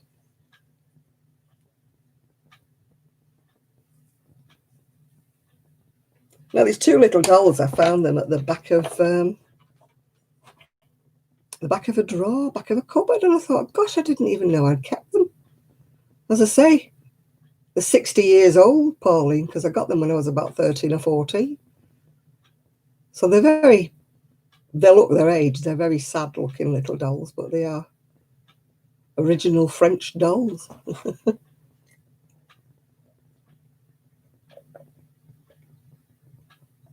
But you would have to be careful with them because, like I said, the arms and legs is a bit woggly. You might be able to retread them with some elastic or something to make them less woggly. I should think after 60 years, the elastic's perished. My dad was ace at mending my dolls. I'm so old that when I had dolls, they were made of celluloid, if you know what celluloid is, if you're old enough to remember that. It was because just after the war, you could not get dolls, really. And they made them out of celluloid, and they were so flimsy and lightweight, if you just banged them a little bit, their little heads would dent in. My dad was ace with the hairdryer, get them to pop out again. And then I used to be so rough with them, I'd break the elastics that held their arms together. Yeah, there actually used to be a doll's hospital in Manchester that I used to go to. You could get new shoes, you could get new wigs, you could get eyeballs put back in, when you poke the eyeballs out, yeah. I've got my son's teddy that I got when he was born. But my mum never kept anything of mine. I've got nothing of when I was a baby. She never kept anything. I had like a little rag dolly thing, and that disappeared when I was at school one day. Same way with my doll's house disappeared. And my mother thought I was big for something. It disappeared. So if I did have a teddy, I don't know. It went a long time ago, Pauline. My son's teddy is only about 8 inches tall. It got given to me by a lady who, she passed away not long after he was born because unfortunately she had cancer of the jaw. She was a lovely lady. She had the shop next door to where I had my shop. And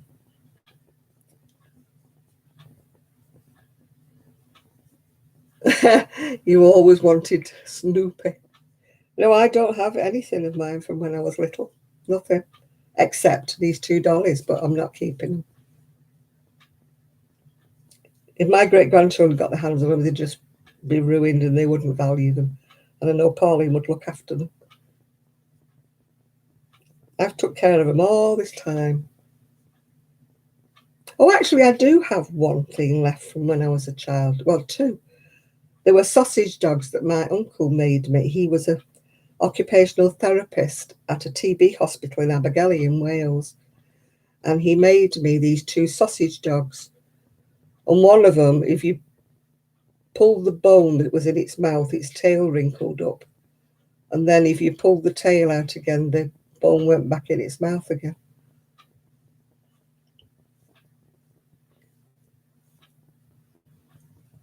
Yeah, Abergele.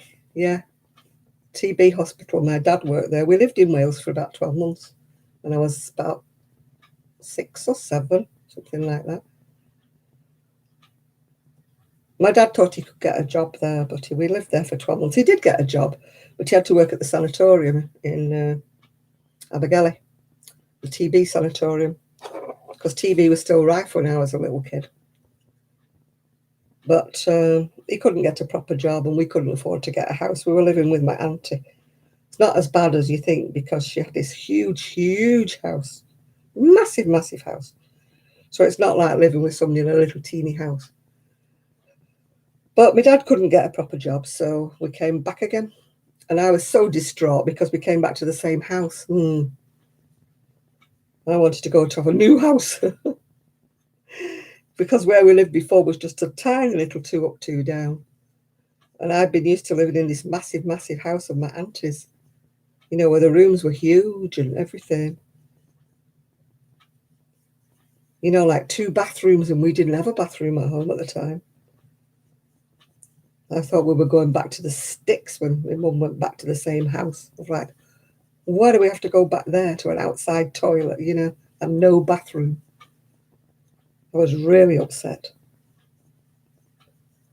Anyway, we didn't stay there that long before my mum bought a shop and we moved to a bigger place.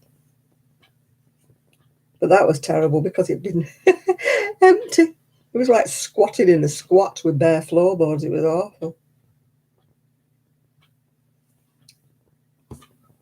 I haven't exactly had a wonderful life. Yeah. I've always struggled. Wherever I've been, we've struggled. My mum and dad were very, very hard workers, though. And they managed to get the shop up from nothing. And when I was a teenager, they did actually have a little bit of money back then. Not a lot, but a little bit of money. And when you've had nothing, like all your childhood, a little bit of money seems wonderful. I did start to write a book one time, actually. And I got to about 2 chapters and then my computer crashed. And it took everything with it. Oh, gosh, when we moved to that shop, oh, my gosh, it was awful. We had to live behind the shop. And, we put all the money we had into the shop to make the shop look nice. So where we were living behind was dreadful. Again, it had an outside toilet. And I thought, oh, my God, we're going backwards. It had a bathroom, but all it had was a bath and a sink. It didn't have a toilet for some strange reason. Anyway, we didn't have to live long like that with an outside toilet. My mum and dad put a bathroom in. Yeah. Oh, when I moved in here, we didn't have anything to sit on. We'd bought a carpet. We were sat on a rolled up carpet until my auntie gave me a little cottage suite. Cottage suite is like a 2-seater settee. You had to be really good friends to sit on this 2-seater settee. And we had a borrowed TV that that blew up the first time we used it. Yeah. We had a bed and a Hoover, a new bed and a new Hoover when I moved in here. And everything else was second hand. I had a twin tub to do my washing. My mother decided to upgrade to an automatic. Yeah, I did have a bathroom here. That's one thing we did have. With no central heating when we first moved in here. It was freezing. It was all right when we moved in at first because it was August, but by the time I had baby, it was January, and it was the worst winter ever in 1969. I couldn't take him out because snow was about 3 foot high. So me and him was like sort of stuck in the house, me and the baby. Oh dear. No, I don't like spiders. Irene calls them all Boris. He quite likes spiders, and he goes, don't kill it, don't kill it. I'll rescue it. I've even got a spider catcher thing now. I've not liked spiders since one bit me on the face when I was sleeping. I woke up and it was like my face was all out and there was like 2 bites. Yeah. And I said to my then husband at the time, I said, the spider's bit my face. Look at it. I mean, it was swelling up and my eye was shutting. I looked like I had a black eye. And he said, don't be ridiculous. I said, well, something's bitten me in the middle of the night. Anyway, I went to the chemist when I got to work because I was there like that. I couldn't see only out of one eye. And he said, oh, that's a beautiful spider bite. And I thought, yes, it's a spider that's bit me. But did we find that spider? No, we didn't. Well, the other day, I don't know why, I lifted my pillow up before I went to bed. Lifted my pillow, and there was a massive big spider under my pillow. Oh, that had to go. That had to go. Yeah, I didn't get bitten in my eye. I got bit just sort of on the cheekbone there, but it gave me a black eye. You can imagine. If I'd have gone to bed and this thing was under my pillow. Oh, a little one. I mean, they're not poisonous over here, but they do bite. You can get an allergic reaction, which I did. Yeah, mine came. I looked as though somebody had whacked me in the eye with my spider bite. No, don't like spiders after that. Didn't like them much before, but I wasn't that scared of them until... And we used to have a big, massive one that lived in the lounge, and Ian wouldn't let me kill it. It used to come walking across the wall at me at night, and he said, oh, it's only Boris. Leave it be. No. Get rid of Boris. Yeah. And it was nothing to do with Boris, our Prime Minister. I'm talking about Boris years and years and years ago, long before Boris ever came into existence, that we called all the spiders Boris.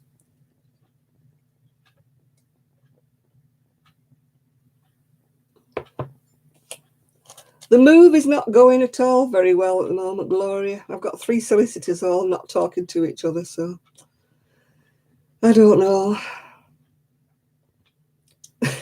Oh, come on now, Edie. Look at your president's hair. There's nothing worse than that, is there?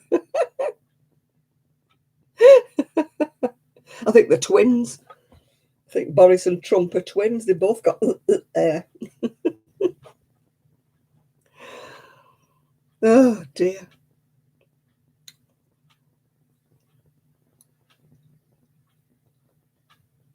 That's the only comment I'm going to make. Yeah, I'd rather that the spider was a PM, yeah. Boris.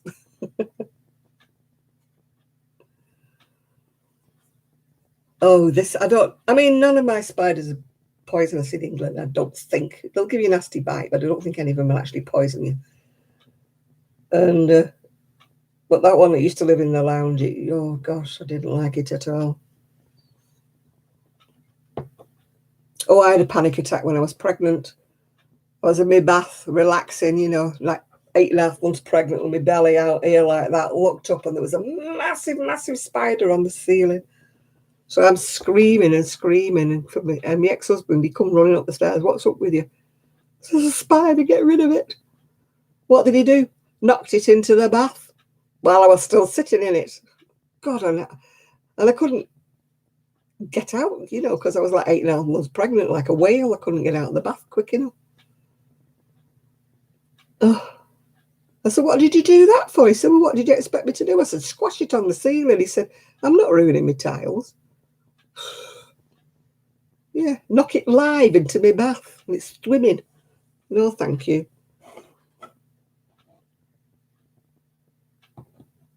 You know what you're like when you're 8.5 months pregnant? You're like a stranded whale, aren't you? You can't get anywhere out, you know. I was enjoying my bath up to that moment.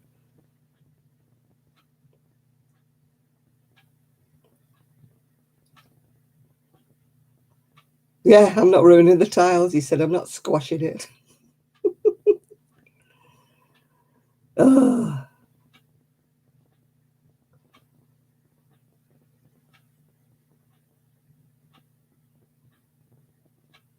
I just don't like spiders. Now, I don't think any of ours are poisonous, Shad. I think they just give a nasty bite, but I don't think we've got poisonous ones. If anybody's in the UK can let me know. I don't think we do have any poisonous ones. I could have got in labour, you're right there with that blinking. Ian wasn't that keen on getting born. He was just like lingering about. He was upside down, so I swear he was hanging onto my rib cage. He didn't want to be born at all, that child. He was like, no, I'm comfy in here, I'm staying here. I'm not being born. I don't want to be born.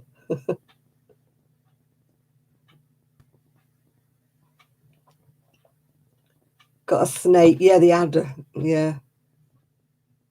I know when I was up in Scotland, my mum had a caravan up in Scotland, up near, oh, God. Isle of Mull, was it? Isle of Mull.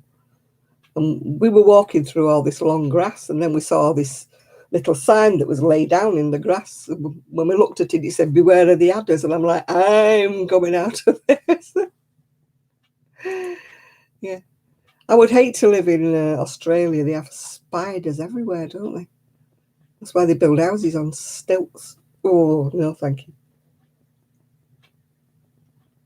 What they call funnel spiders, or funnel weave spiders or something, that live under people's houses in Australia.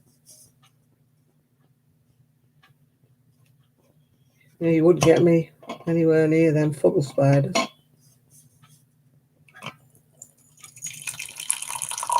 I don't know how Pauline could have them spiders in her lounge like she did. I know they were in little fish tanky things, but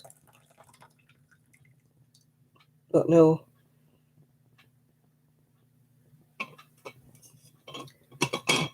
I got bit by my friend's snake once. It didn't hurt really. It was just that it needed feeding apparently, and it mistook my hand for food because they're a bit blind or whatever. And I put my hand in and it get off me. And I also got bit with a parrot. Now that nearly went through to the bone, that bloody parrot. Oh, it did hurt. Its beak went straight in.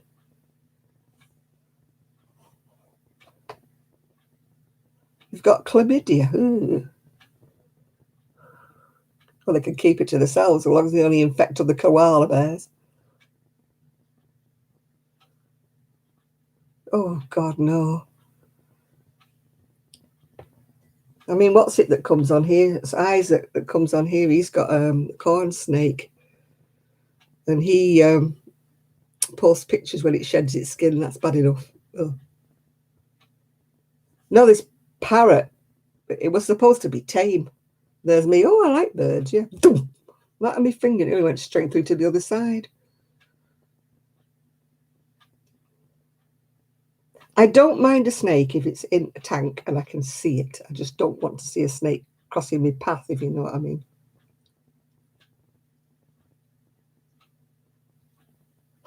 My son got weed on by a monkey. when zoos were horrible and they used to have cages, this monkey came right up to the bars at the front, stuck its willy out and weed all over me son. I got trod on by a shire horse. And luckily the ground was, it had been raining hard and the ground was muddy. So instead of really killing my foot, it just pressed my foot into the mud, if you know what I mean. Otherwise, gosh, that would have blown me hurt because it was huge. It was a shire horse, if you know what they are. Massive big shire horse. It didn't mean to step on my foot. It just, we were just kind of, stroking it and it just stepped on me. Oh. It's a little bit bruised, my foot.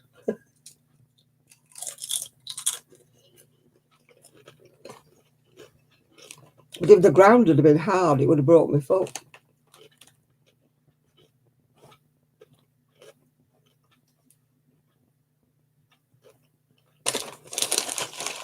You've led a sheltered life.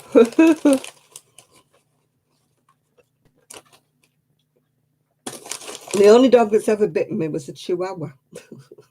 Not my Chihuahua.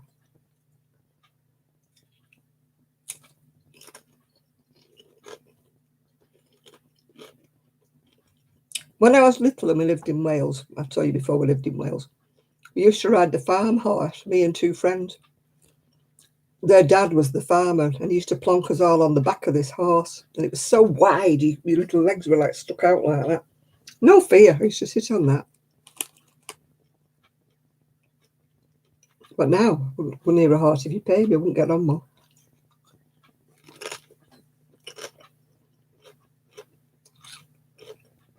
No, this horse really stepped on my foot, but thankfully it was mud and it was slushy, slushy mud. So I just pressed my foot into the ground, thankfully. I'm going, get it off me foot!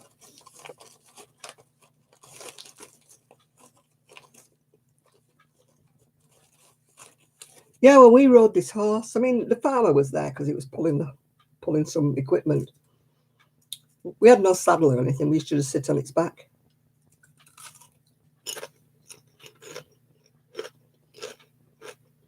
But this was plodding along so slow because it was like pulling a plough or something.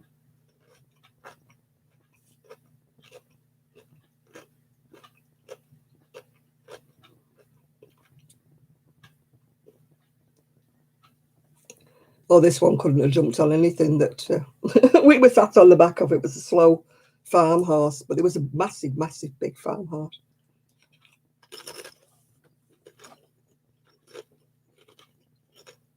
Yeah, we don't know what he's done, Dina.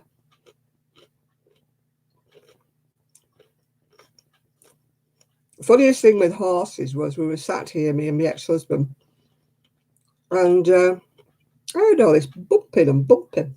And I said, is that Ariel? Is he falling out of bed? And Alan went to the bottom of the stairs. He said, I don't think so. I said, I can definitely hear bumping and bumping. So I opened the curtain and looked out. There's two huge horses eating me lawn. So I rang up the police and I said, there's two horses here. I said, we can't catch them. They've got no bridles or anything. And they're eating me lawn. And they're on the front.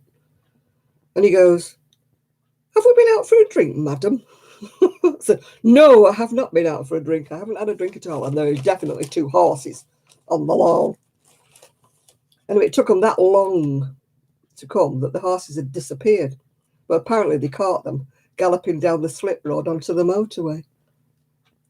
So the way he was, it's really cheeky. Have we been out for a drink, madam?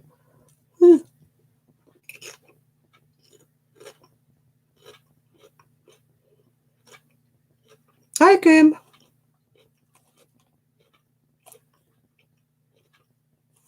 No, I've not been on a horse.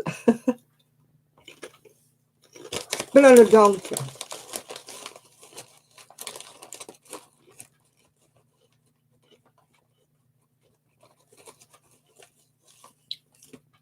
When I was a kid, I never fancied horses. You know, like some girls are into riding horses. I never was.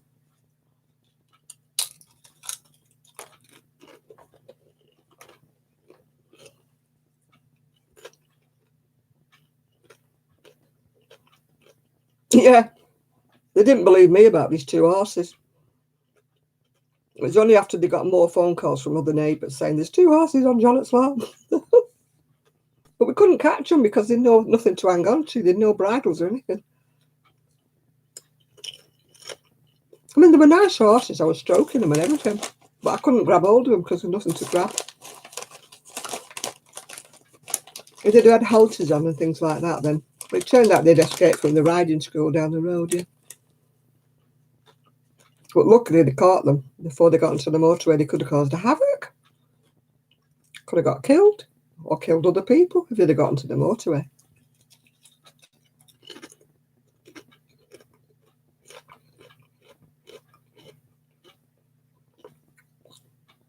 you imagine you poodling along on the motorway doing about 70 miles an hour and this horse suddenly pulls out in front of you.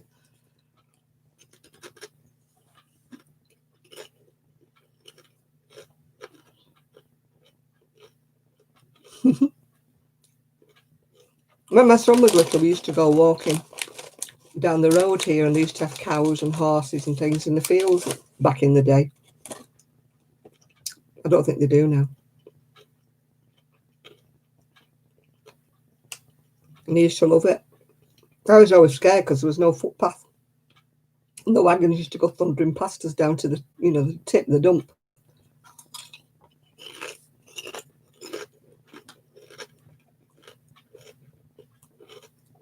And I was there with my big pram. I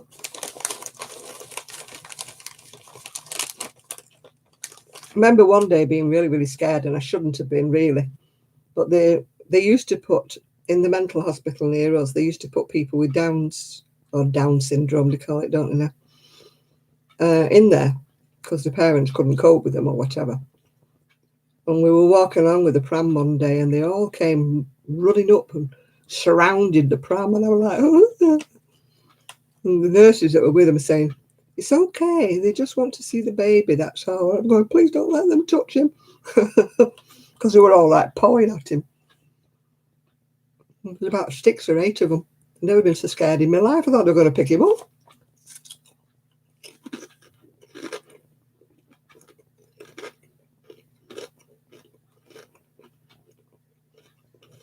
I mean, nowadays, I wouldn't be scared of, people with Down. But back then, I'd never really seen like 6 or 8 of them all together. All crowded around with a young baby in a pram. Yeah, I mean, they wouldn't be in a mental hospital now, Ian, would they? Yeah, they were in a mental hospital for no other reason except they were born with Downs.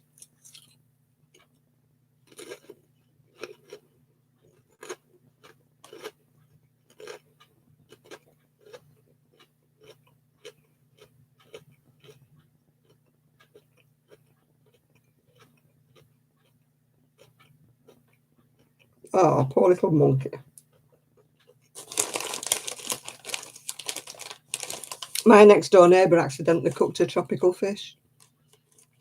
She went out for the day and something happened to the thermostat on the tank, and when she come in, she could smell fish. Yeah, and they boiled.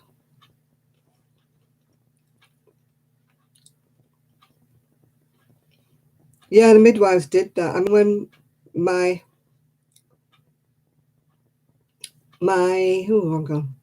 my sister-in-law's brother's wife had a baby over in Spain, and they just let it die. It was very, very badly handicapped, apparently. They told the mum that it had died at birth, but they told the dad, you can come and have a look at it if you want. And they just left it. They didn't feed it, didn't do anything, and just let it die. That's what they used to do in Spain. What we're talking, 60 years ago.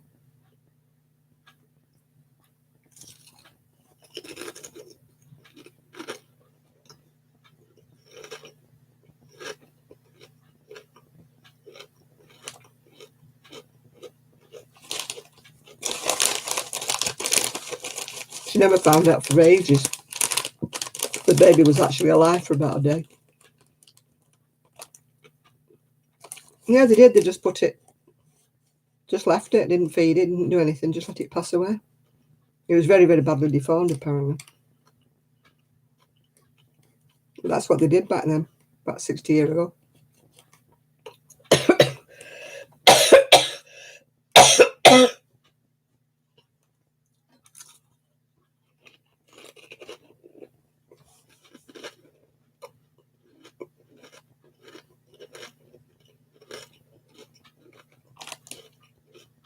I often wonder if that's why there was not many disabled children when I was little. There was children with polio,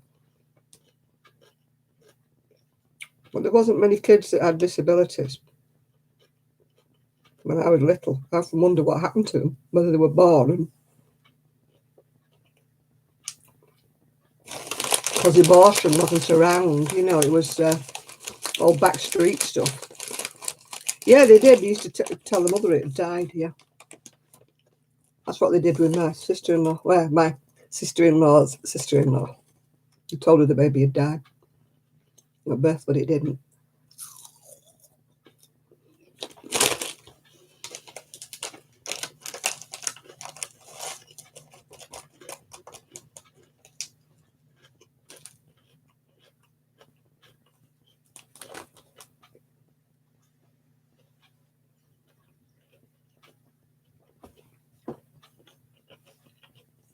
Yeah, they did honestly believe.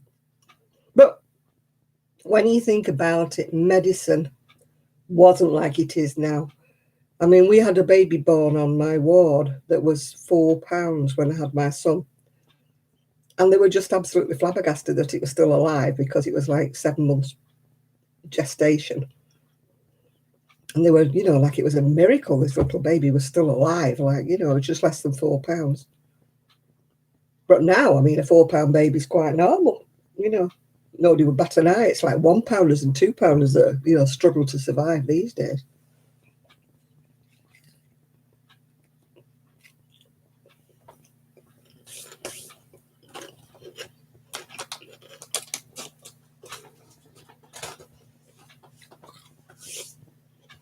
And also, like when I had my son, there was no such thing as a scan.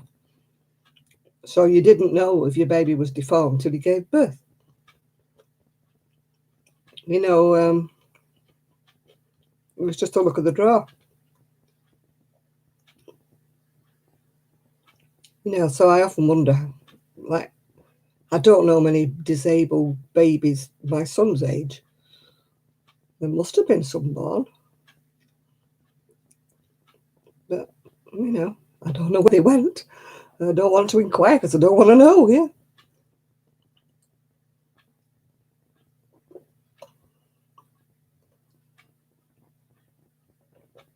I often wonder how many babies died, at Arian's age. Because, if you know scan, you didn't know if it had one arm, one leg, one eye. No, I didn't know if I was having a boy or a girl. No. Oh, hello, Marisa. No, I made a bonnet and a helmet to take with me, a pink cardigan and a blue cardigan. And the baby next to me was a little girl, so I gave her the cardigan and I gave her the little bonnet because she didn't have a bonnet for the baby to go home with. And she'd sent her husband to get a bonnet and whatever it was, and he'd come back with this thing that would have fitted a 2-year-old. And she goes, oh my God, I can't. And they wouldn't let you take a baby home in them days unless it had a hat on its head. Could be cracking the flag, the flag's really strong sunshine, but they have to have a bonnet on their head when they went home. So her husband brought this hat that would have fitted a 2-year-old, and she goes, oh my God. I said, oh, hang on a minute. So I looked in my bag and I said, yeah, I have this baby bonnet, this little pink baby bonnet. So she was thrilled a bit. She had a little pink cardigan and a little pink bonnet to get the baby home in.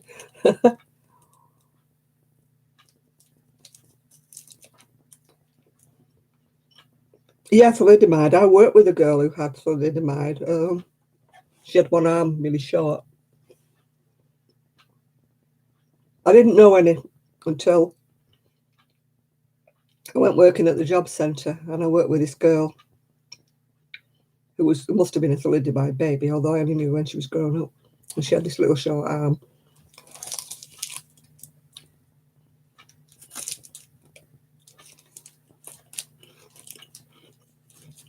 I mean, fortunately, I didn't have morning sickness at all. I mean, I was 3 months before I even knew I was pregnant.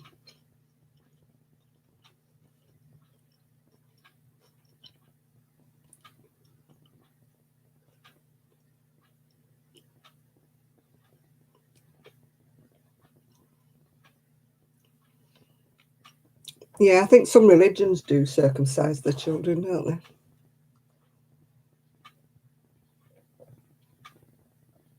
I mean, I was never asked. I never had my son done, but I was never asked. I think back in my son's, generation type of thing, that there's just certain religions that did it. But yeah.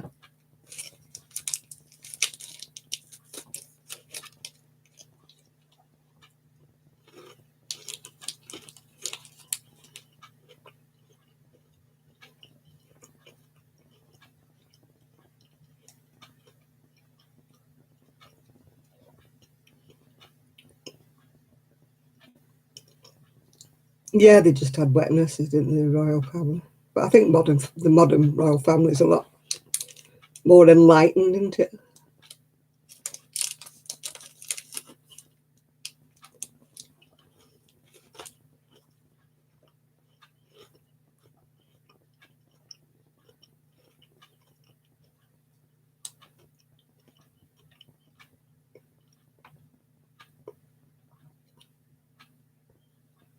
No, I never had my son done. As far as I know, he's never been done. Unless he's had it done when he's been an adult and I don't know anything about it.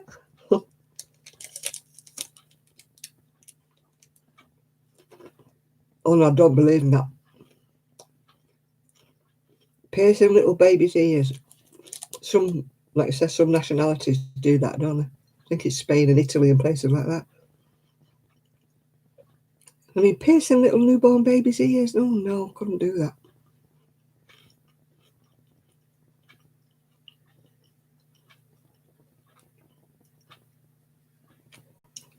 You know, they say it's part of our tradition. I'm sorry, but no. No, no, no. I mean, babies fiddle, don't they? A mess. They're going to get him infected.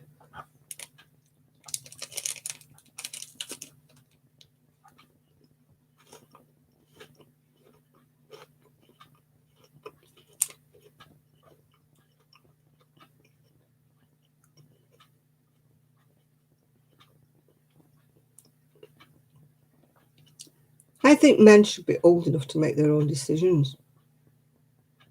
You know, if they want to have the operation, should be old enough to make their own decisions. I was 30 something when I had my ears pierced. I never wanted them pierced, and my mother never did.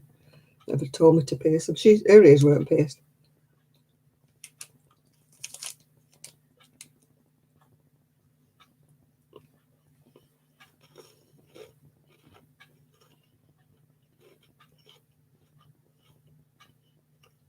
No, we weren't allowed pierced ears when we were at school.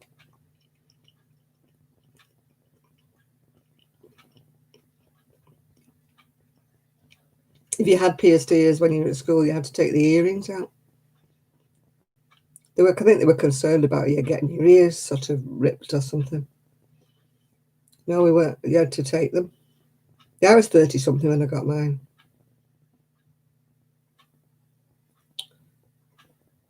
Yeah, I think that men should be old enough to make their own decisions, though, Marisa. Yeah. Rather than just be forced into it when they're a baby and they know nothing about it. I mean, they might not want to be. They might prefer to have been intact, you know.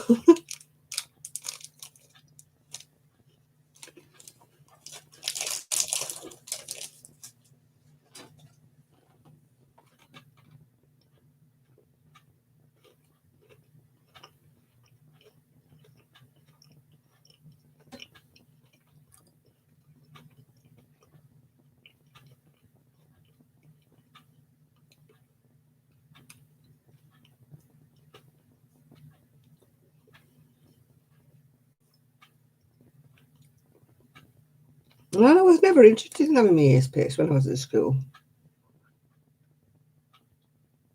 Oh, I hate seeing, the circumcisions of the Jewish people, the babies.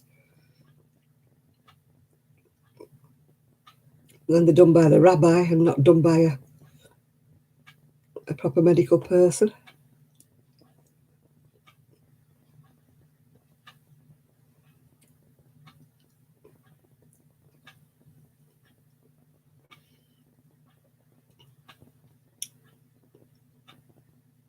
Yeah, my son never had any problems, never needed it doing, and as far as I know, he still doesn't need it doing.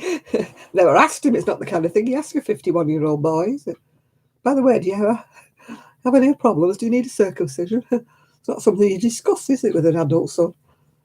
Yeah.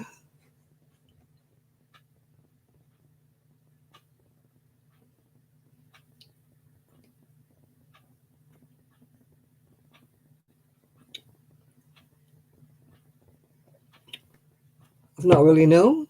Well, I've not got an extensive sort of knowledge of men's bits. I mean, I was married for 23 years, yeah.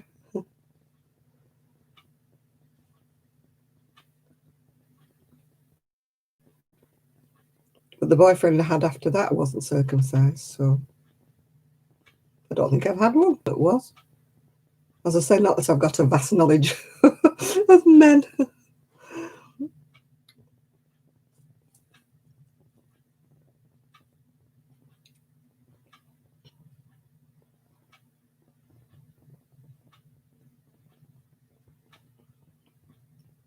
I can't understand this nose piercing business and this lip piercing and tongue piercing. Oh, that makes me cringe. It looks like they've got bogies hanging down the nose, doesn't it?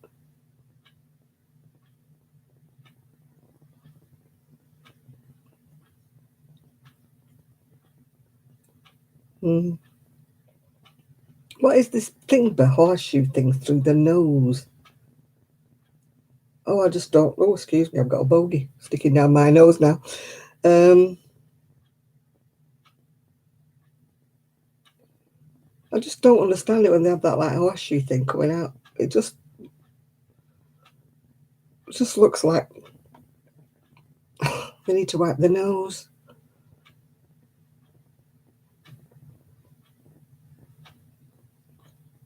Yeah, I'd be worried about tongue piercings. I'd be worried about. Hi, John. I'd be worried about infections because your mouth's a hotbed of germs, isn't it? So when you have your tongue pierced, I'd be just so frightened of it getting infected. No, I've never wanted anything except my ears pierced. Anything else, like, no. No, no, no. No, I think you're right, Ian, not to mention those.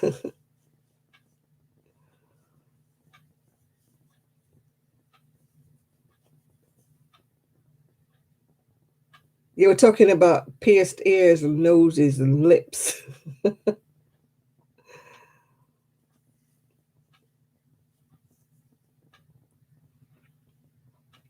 No, my daughter-in-law used to have one there. But I used to think, when she had on the butterfly on the other side, it must feel like you've always got a bogey up your nose, wasn't it?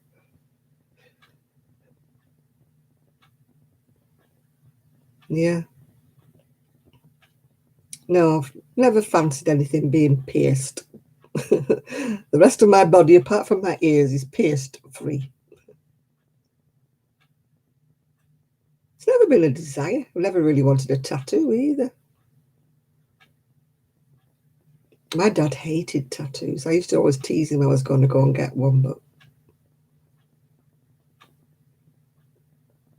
my niece had a tattoo done on her back, and like a tramp stamp, do they call it, where it's just at the bottom of your back, and she's bitterly regretted it ever since.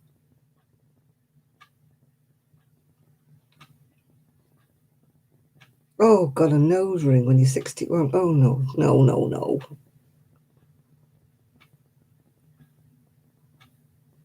Cannot understand it at all, Teresa. I'm sorry. I mean, teenagers do it, don't they? People in their 20s do it to follow the herd, don't they? I've got no tattoos either. Never wanted one. Yeah, clip-on earrings. I used to wear them before I had my ears pierced. I used to have to put them little sponge things at the back because sometimes they're vicious, clip-on earrings, yeah. Oh, God, Nathan, why? Why did you want her nose pierced?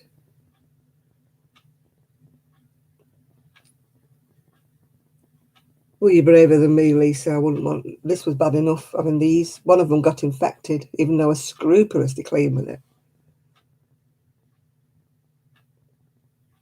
Oh, the girl next door, her mother's got shocking pink hair. She looks ridiculous. Absolutely ridiculous.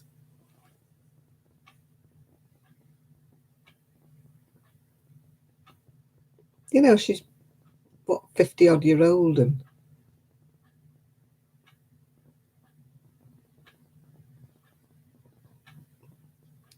oh, goodbye, Trish.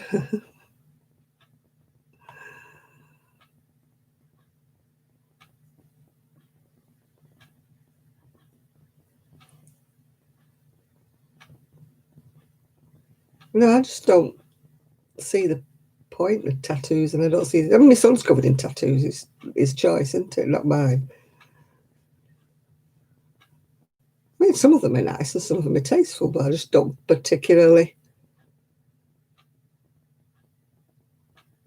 Well, thank you, Trish. Yeah, I just don't feel the urge to have one done myself. Yeah.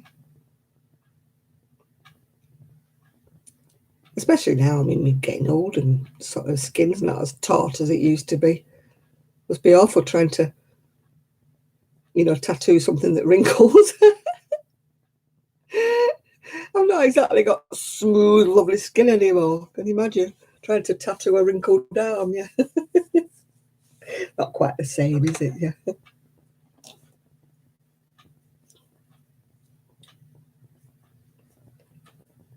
I mean, I've seen old men with sort of weird looking tattoos. I'm sure they didn't start off looking like that. But the skin's got all wrinkled.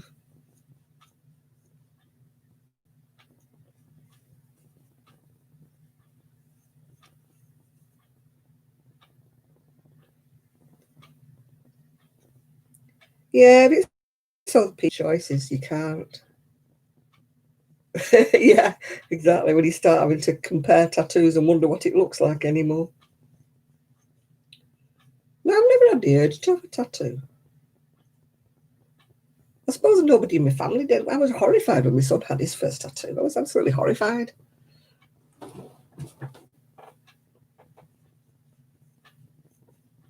Yeah, I used to think that women who had tattoos weren't very ladylike. I mean, I have to change my opinion now because so many people that are business type people have got tattoos. It's just that it's not my personal thing.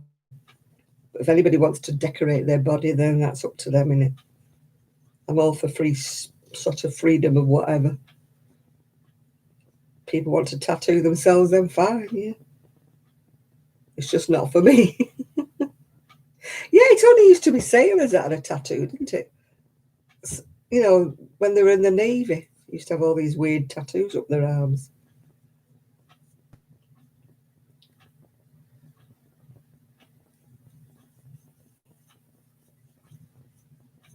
I don't really remember any ladies having tattoos when I was young. Maybe I just never saw them, or maybe I didn't mix with those type of ladies.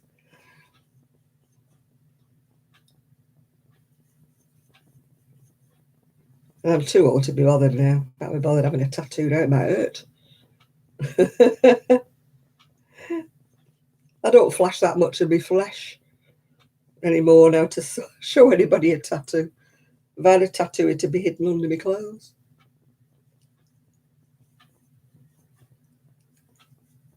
Ooh, a lemon drizzle cake. Woo-hoo. I haven't made cakes in such a long time.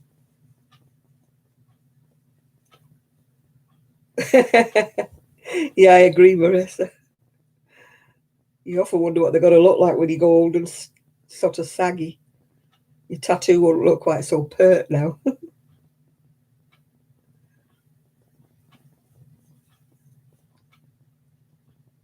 My particular pet hate is love and hate on the knuckles. I don't know what there is about that, but I really don't like that. They can have nice tattoos everywhere else.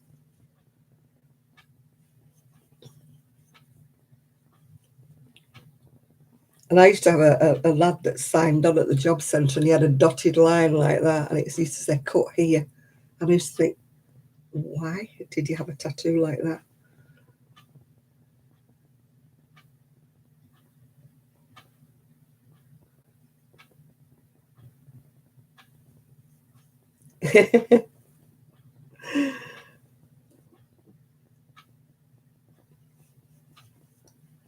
And the people who tattoo their faces, oh my goodness me.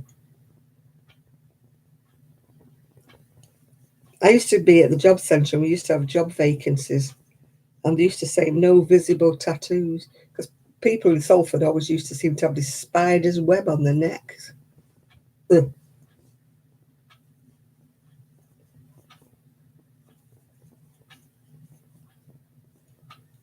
But they weren't particularly nicely done tattoos. It looked like their mate had done it, you know, with a biro and a pointy thing.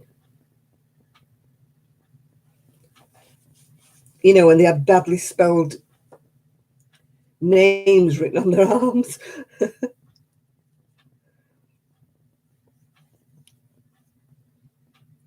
Used to be all the rage to have like Chinese sayings on your arms at one time. And I used to wonder and think, you know, what are you actually wearing on your arm? You know, are you wearing a menu? You know, does it say chicken chow mein or something up your arm? Hi, Teresa.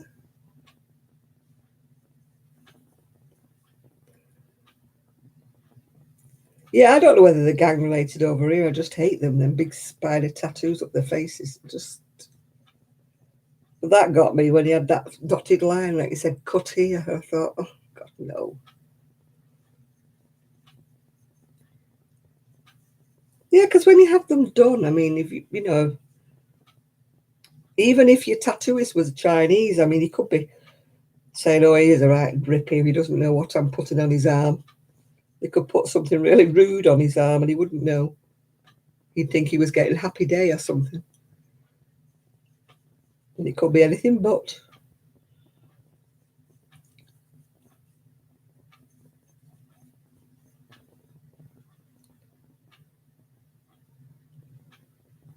Yeah, my niece had a son like that, you know, with the spikes on it, and she absolutely hated it in later years.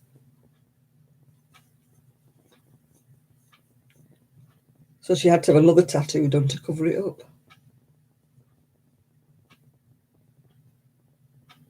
Yeah, that sounds about right, Marisa. Yeah. You'd have to try and find a Chinese bloke to read it for you, wouldn't you? Yeah, it used to be all the rage to have these Chinese writing on your arms.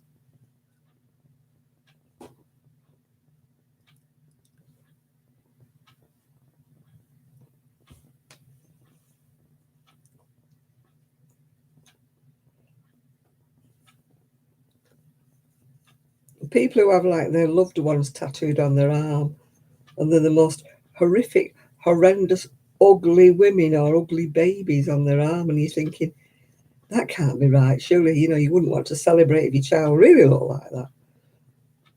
You've obviously got a tattoo artist that isn't very good.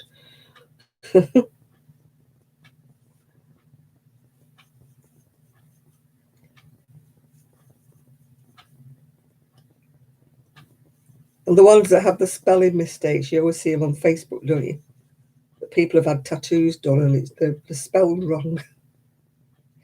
Then they're stuck with them, aren't they, for the rest of their life? They had a tattooist who couldn't spell.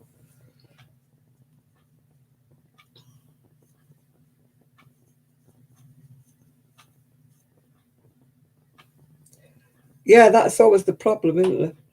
I had one bloke used to come in the job centre and he always had a plaster across his forehead.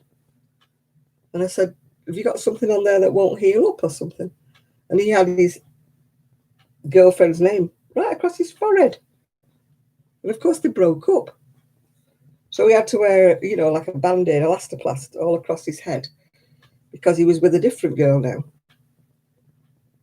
And his new girlfriend didn't like the fact that, you know, this girl's name was written across his forehead. And I'm thinking, what possessed him to put that there in the first place?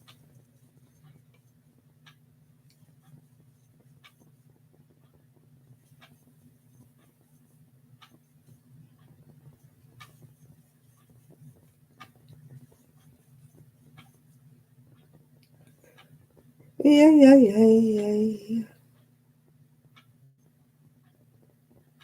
I've got 10, 2, 4, 6, 8, 9, 10. Oh, I do hope Shad's all right. Jill's not on because she's gone to her dad's, hasn't she? Otherwise, she could have rung him up and found out.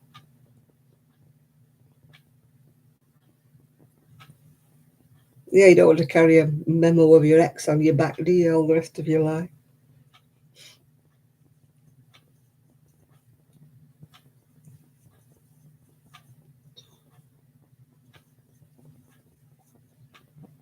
Did I say Shad?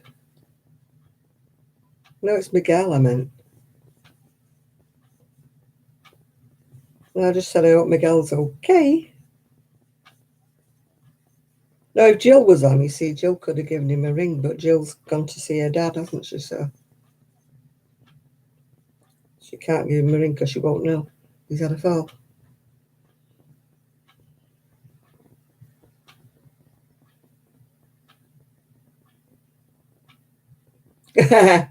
Yeah, Miguel will be saying, I'm confused.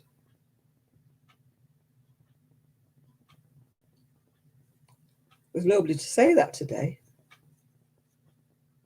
Can somebody say, I can't keep up, I'm confused, and then I'll know that we've got Miguel back. Well, I do hope he hasn't done anything nasty.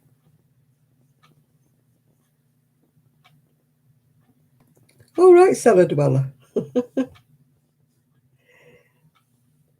Yeah, I used to watch things on my TV. I can't at the moment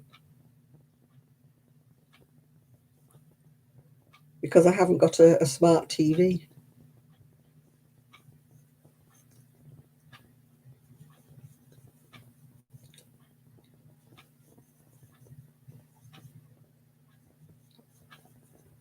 A dolphin on her leg. Woohoo.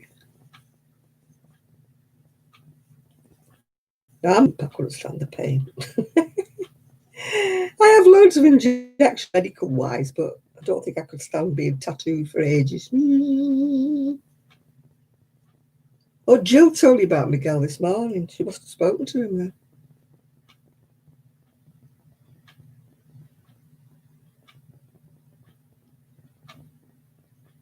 The Chromecast. My son was saying something about me getting a different. I didn't need to get a tower anymore. I could get something like that. And maybe that's what he's talking about, Chris. I am not technological at all, as you've gathered. So anything my son does to my Wi-Fi will be all up to him. Because I don't know anything about it.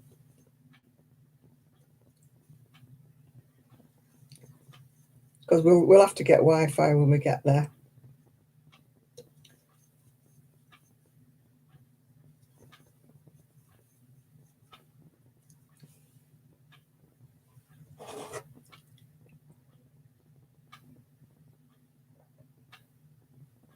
My son's got a spare TV anyway that's a smart TV.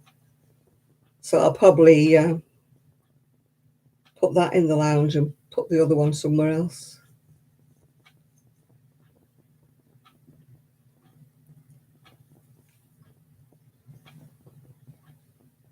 You know, somewhere where I just want to watch TV.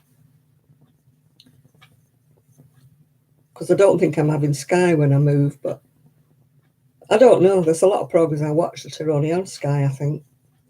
I'll have to wait and see what we get when we get there.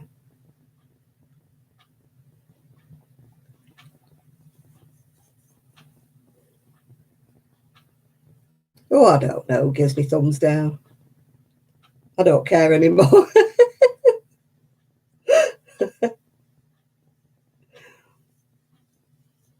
I used to get 2 thumbs down or 3 thumbs down on every video I made.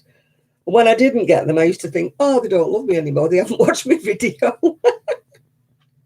I don't know who they're thumbed down in now that I don't make videos anymore at the moment. I might make one on Monday when if I get my new scooter Monday. It's not for definite I get it Monday. I'll get it next week sometime. But the guy on the phone did say he thought that it would be Monday. Ooh.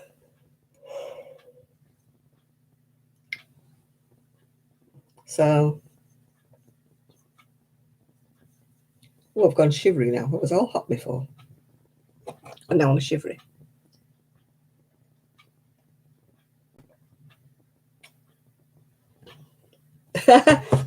Is he telepathic, Chris? Does he know when you're eating?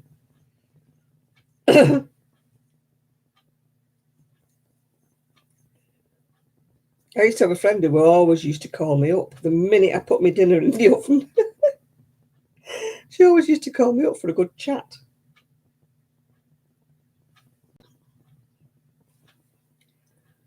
Chili Rilanos and home cooked beans. I don't know what Rilanos are. You have so many things in America that we don't have over here. So I have no idea what you're talking about. I had fish from the chip shop and mushy peas is what I had for my dinner.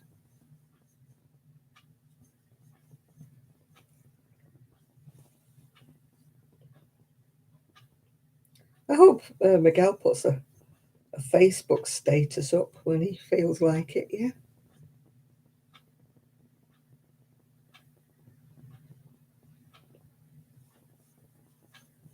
Oh, God, yeah, no, there's no way I would ever put man's name on my body. Oh, come in. The mirror next to me just creaked.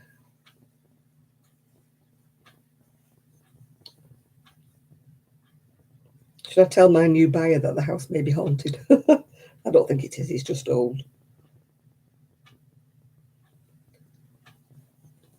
It does a good impersonation, though. Doors open on their own, you know, even when they're latched, the doors go and open up. Everybody's going, oh, what's that? And I say, oh, it's okay. Friendly ghost. It's nothing to do with any ghosts, it's just the house moves.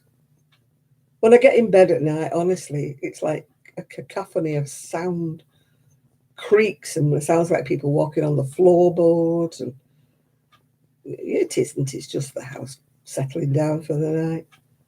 But it is a bit, you know, what's that? What was that?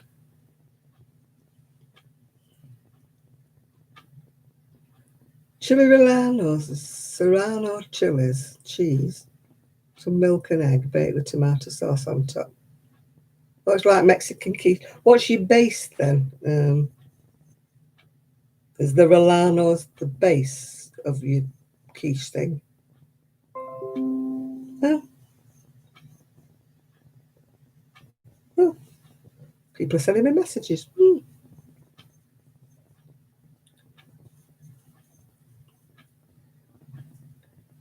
Well,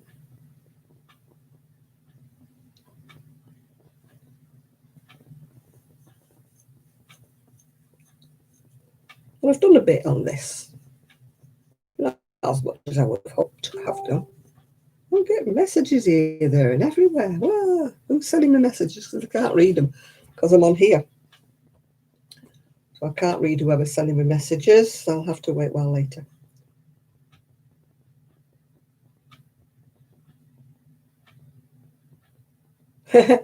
You could rent a van, yeah. Rent a van and drive around and see if Miguel's okay.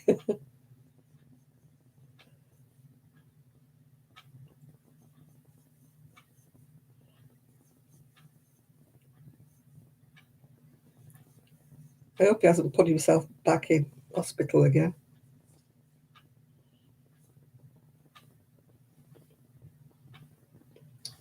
With his chickens and his dogs and everything.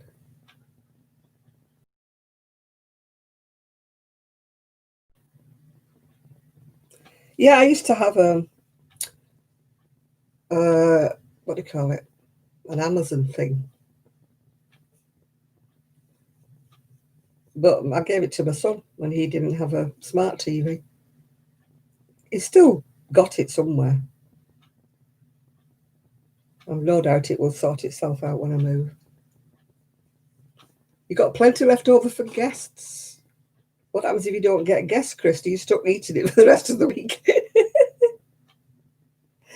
Oh dear.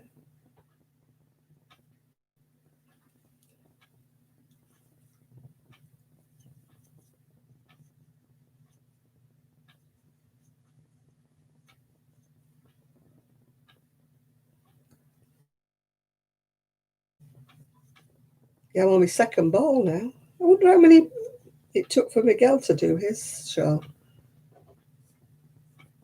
I don't think he would have had enough with two because his yarn was a lot thicker than mine. Bet he had to get three. This is quite fine. It's more like a very fine three. So it's got a lot of yardage. I don't think it tells you how many yards it's got.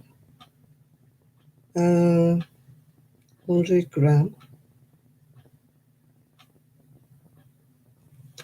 Our English yarn doesn't always tell us how many yards is on it.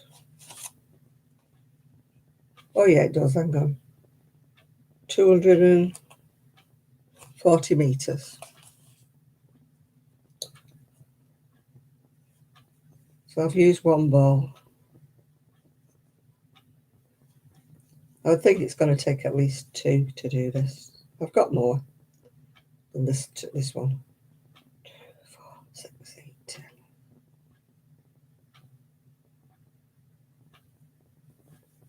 10. Got plenty left over. Are you expecting any guests, Chris? Or are you just going to put it in the freezer?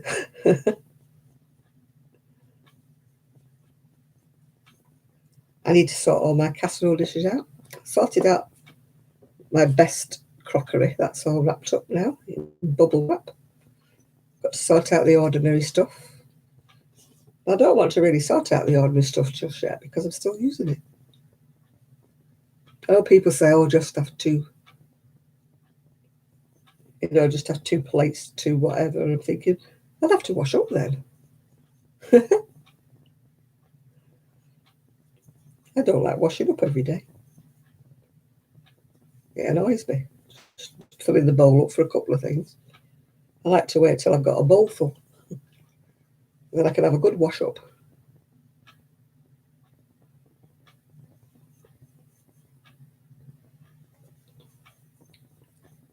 I can't be bothered putting hot water, soap in when you've got a plate, a cup, and a knife, fork, and spoon. I think, no, wait, well, I've got 3 plates, 3 knives, forks, and spoons. Then I'll wash up.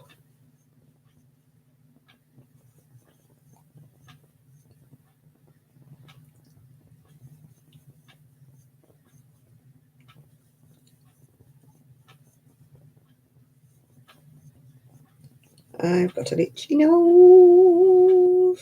It's itching inside. I don't know what to poke it because it looks like you're picking your nose, doesn't it? Ooh, it's itchy.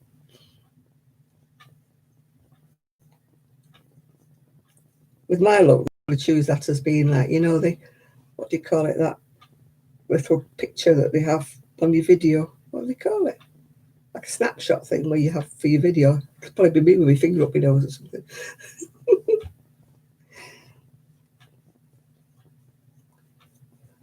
They always seem to pick a really horrible one to use as my snapshot thing, whatever they call it.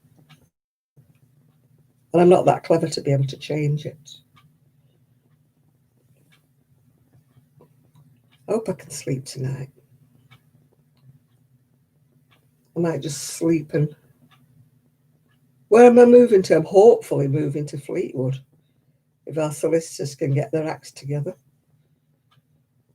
And my buyer doesn't try to knock me down in price too much. Because I was just doing my sums before I came on. And I kind of need the money for the house before I can move and do what I need to do, yeah.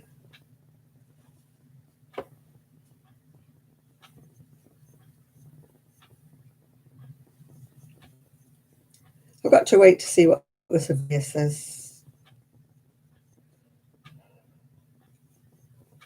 Just hope he doesn't say it's falling down or it needs a new roof. I don't think it will. But you've always got that dread until you actually get the actual survey. And I don't even know whether I'll get a copy of it or whether it'll just go to her solicitor.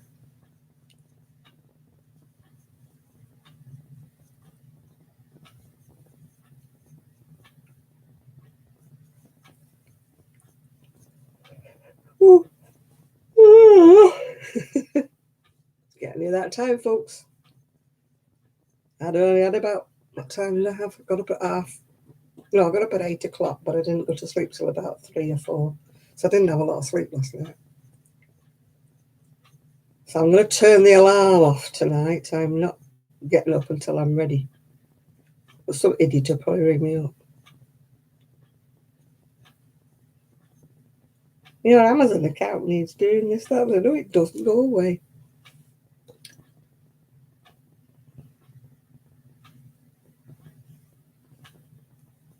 We've started all the scam calls again. I'll be so glad when I don't have a landline, because they don't seem to have got hold of my mobile. Thankfully. All they do is ring the landline. So they ring it in about a month's time, it'll just say it's no longer in use, won't it? So they'll have to think of somebody else to go and harass.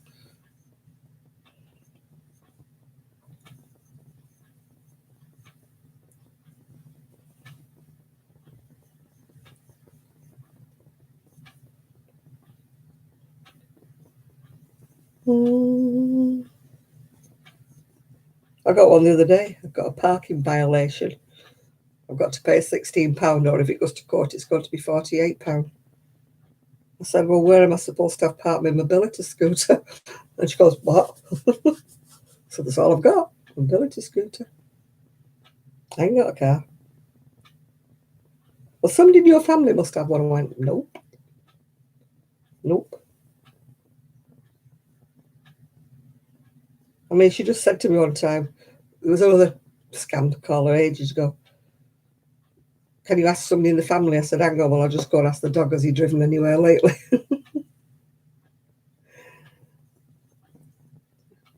She put the phone down on me, I don't know why. But Buster didn't drive, so I'm sure he hadn't had an accident.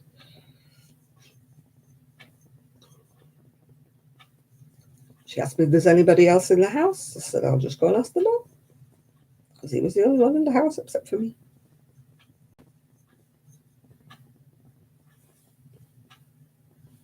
All right, Patricia.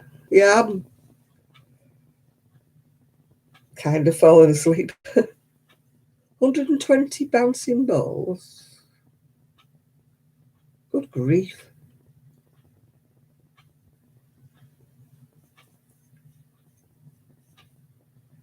Oh, thank goodness we don't have political things over here.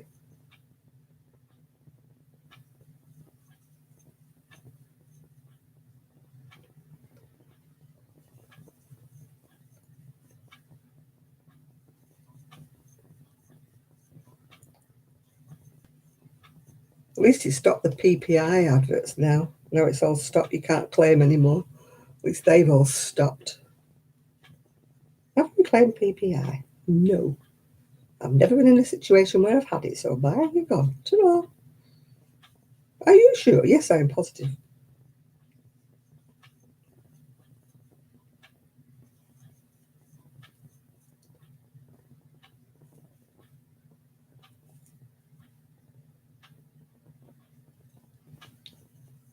But 120 bouncing balls, why would you want that many, Enid?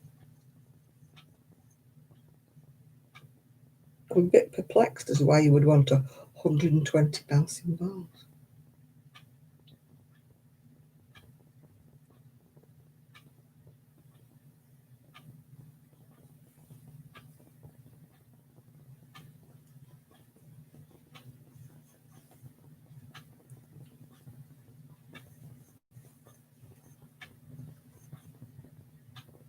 Uh-huh.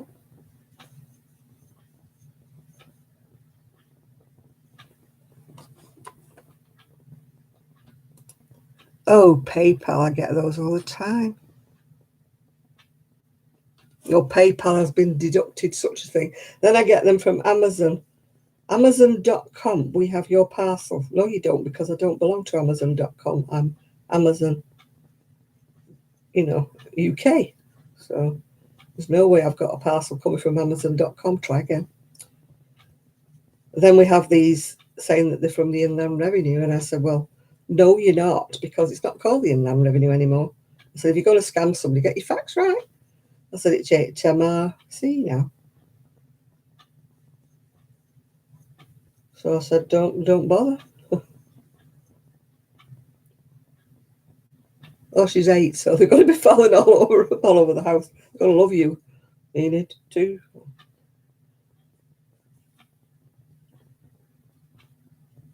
Oh, I get all kinds of weird stuff.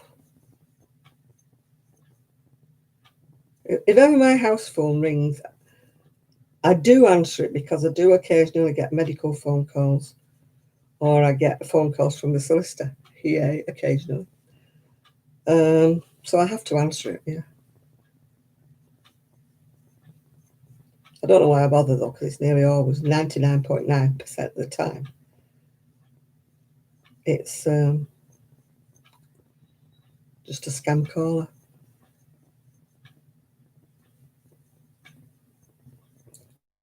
I hate it when they ring you up Sunday morning when you decided to have a lie-in. It's like 8:30 on a Sunday morning and they decide to ring you. You're like, do you know what day it is? I'm having a lie-in. Go away.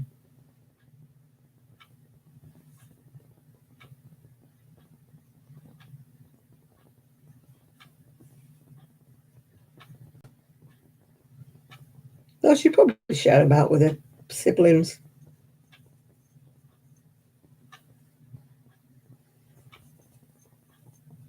I wouldn't bother. Present's a present. If her mother doesn't like it, she can lose them.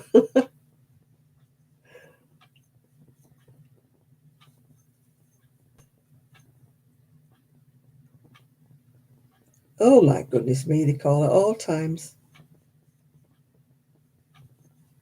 Wake me up sometimes 8 o'clock in the morning with a scam call.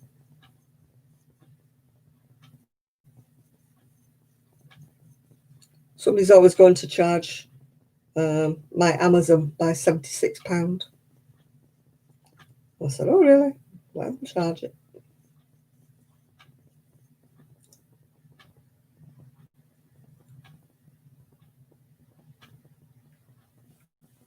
Yeah, or you have won. It's either a holiday or I've won a cruise or something. We need your bank account details though. I said, what for? If I've won tickets to a cruise, what do you want my bank account for? Oh, well, we need to ascertain that it's you. And I said, well, if I won tickets, just send them to my address. You obviously know who I am, so just send them to my address.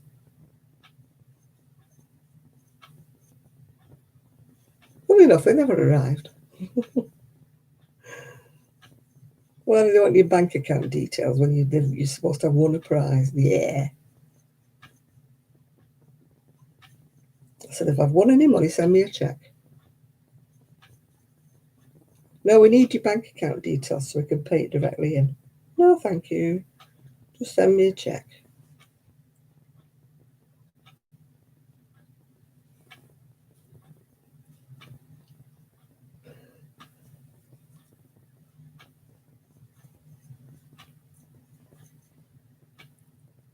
They must. It makes you wonder how many people. I mean, I fell when I first went on the computer.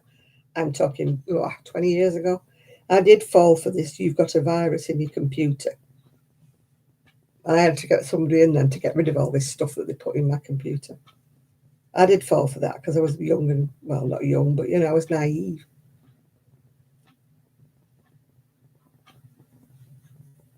And I let them go into my computer because I thought they really were from Microsoft. But that was before I was, like clued up. When I first got my computer, I didn't know what was what.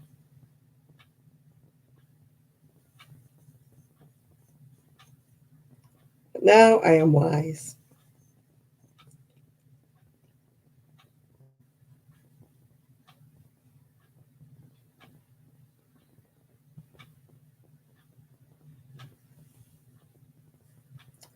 When they used to ask me for my phone number, I always gave the local police station one. Thought, well, you ring them. I mean, I haven't got a local police station now, but when I did, it had like a private number. It wasn't just like 999 or anything. So I used to, when they asked me for my phone number, I used to give them that. And they said, well, you're a bit dumb anyway. You just phone me.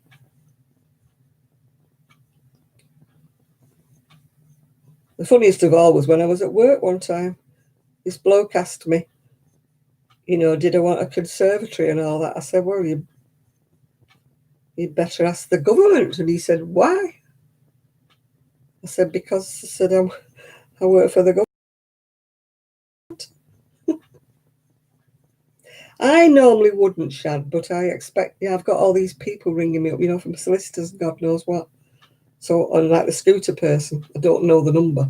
So I've had to answer them.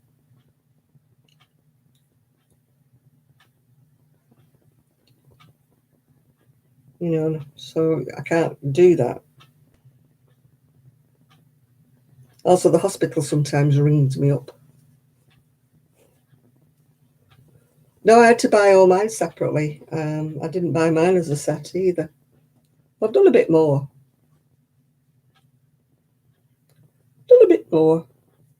Getting bored with it now.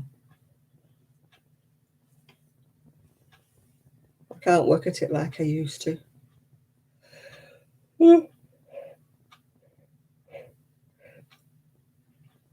Oh my goodness me. Yawny. No, I've had enough now. It's grown a bit. Not much, but it has grown a bit. It's just kind of something to do, really. I was looking at that, you know, that designer, she called Jenny King, she's in Australia. She's selling like a kit for one of these jackets. It's done in Noro wool. And the kit is like £85 for the kit. And like you've got to do it yourself, yeah? And I thought, God, I can't even sell a one of my finished jackets done like in kind of Noro stuff for £85, let alone a kit.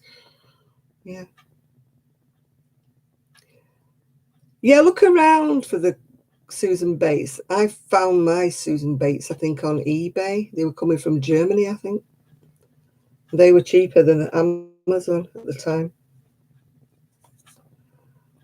You have to search about. You have to start looking, you know, to see if you can get any bargains. I wish they did a set, but they don't. You can get sets of everybody else's, but you can't get sets. You can get sets of Susan Bates, but not the ones with the handles. You can only get sets of the ordinary metal Susan Bates, and even then they come from Germany over here.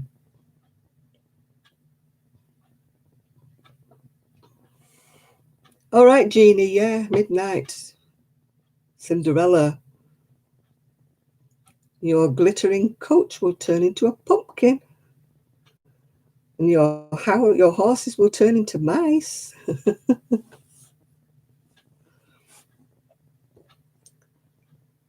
Oh, you're listening while your phone charges up. I don't know whether my phone needs charging up. I don't know what it says. Oh, God, it's gone for me again. Oh, no, it's got 63% on it, so it's not doing too bad. Oh, I wonder who this woman is. The craft enthusiast has uploaded a video. Wonder who that could be, Enid. Wonder who that can be. And Zelda has announced her winners.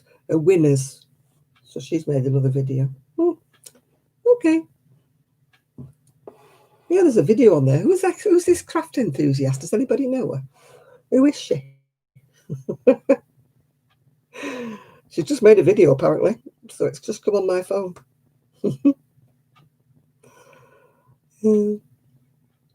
I wish I got my, you know, YouTube, whatever it is, going into my email again.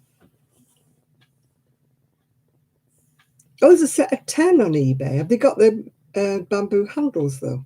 It's unstable. Please try again.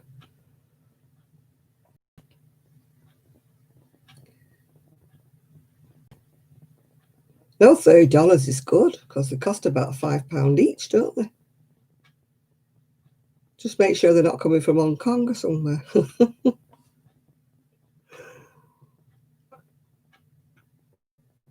I always try and look at the sellers' reviews to see whether or not they've got a good name, you know, before I order things on eBay.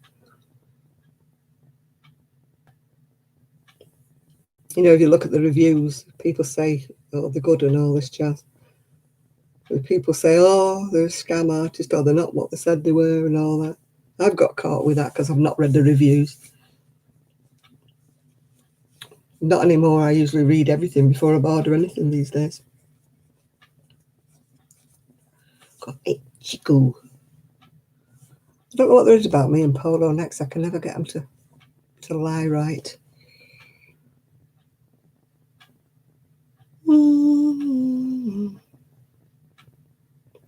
What have I got this week? Oh, I've got the chiropodist. I've got my scooter tomorrow, maybe. I've got the chiropodist on Tuesday.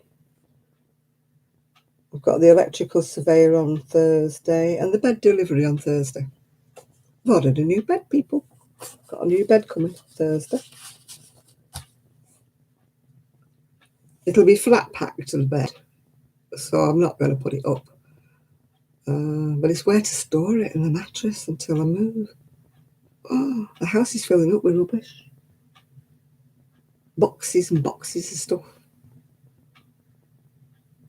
I haven't written on half of them, so I don't even know if they're supposed to be going in the kitchen or where the hell they're supposed to be going. It'll be like, open the box, see what it is, open the box, see what it is, where it's supposed to go in the bedroom or where.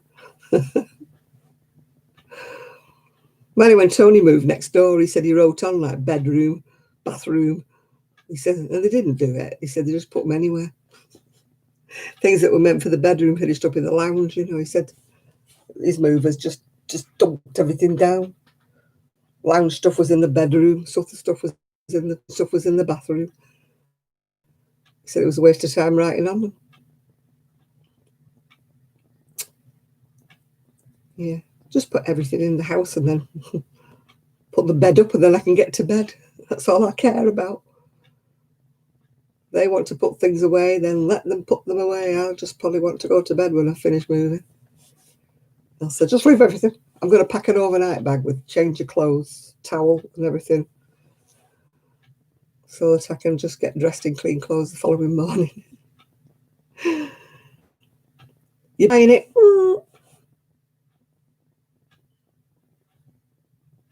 Why should he kill you just because you're spending $30? Oh, don't tell him. Let it be a complete surprise. Just tell him your thumb slipped. URCTAD, what's that?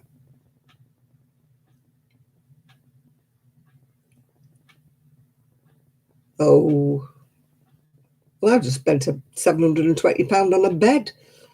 So that's a lot of money.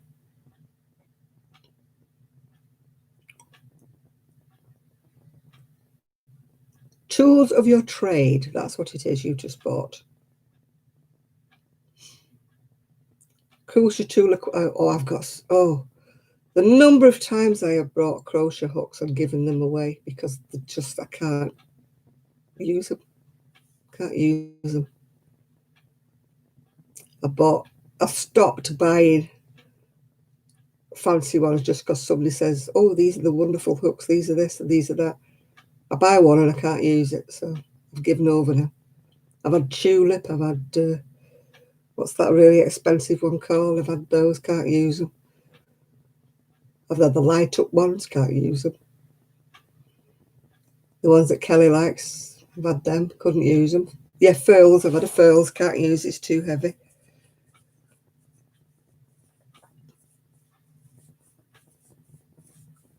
I know I have to try things, Chris. I'm a bit herd mentality of everybody going, oh, these rare furls hooks are wonderful. I wouldn't crochet with anything else, blah, blah, blah. Luckily, I only bought one. Pay a fortune for it and you can't use it.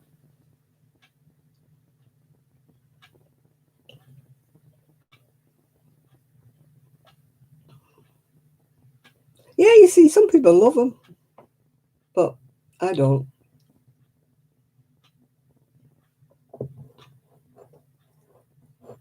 I'm a Susan Bates woman. I must admit, the very big sizes, I use the plastic, you know, the ordinary acrylic or whatever they call them. So I don't like hooks that won't. Oh. There's another brand that Kelly absolutely adores, and I can't use them because they drag for me. They look like they've got a mesh handle. I don't know what they're called. Kelly absolutely adores them, and I hate the thing. It's like I can't use the other one. Not the Susan Bates one, the other one. They've got like blobby ends on them, and I can't use them at all.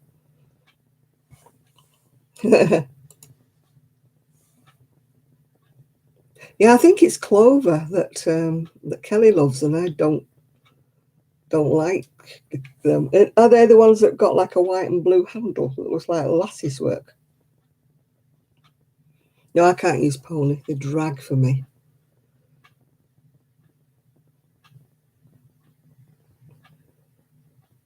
Oh, I couldn't be doing any teaching. I'm glad I never had to do it when my son was little, otherwise he'd have been dumber than he already is.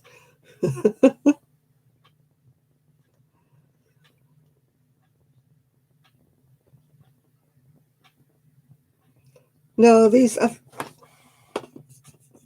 don't know what these are. Mine are like white and blue. I'm exhausted, stressed and burned out, and I'm not doing any homeschooling. I don't know what they're called. I think they're clover. Kelly absolutely adores them, and I can't use them. I don't like the tulip hooks either. They've got a blob on the end of them. They're like those others, not the Susan Bates. What are the other ones called?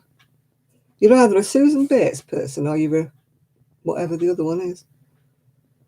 I can't remember what the other one is, but I'm definitely not one of them. Can't use them.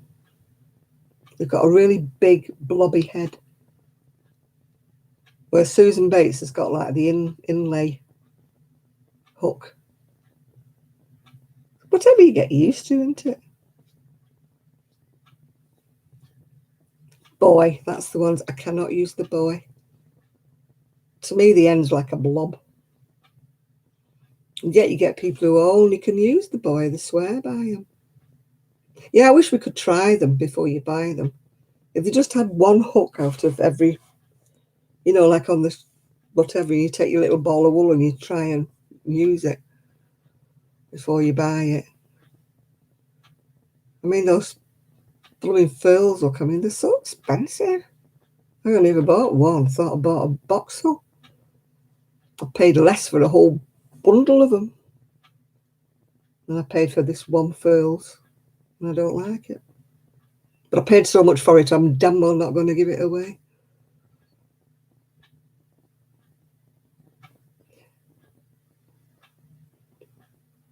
Yeah, I just don't like the big bulbous top bits on the boy.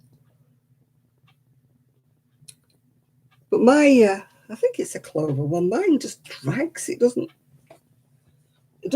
go along smoothly at all. I've given Kelly a load of them because I can't use them. I don't know where my crochet hooks are. They're around somewhere, but everything's such a mess around here, I can't find a thing. I don't know where they are. Oh, I can't find anything. Oh, there they are.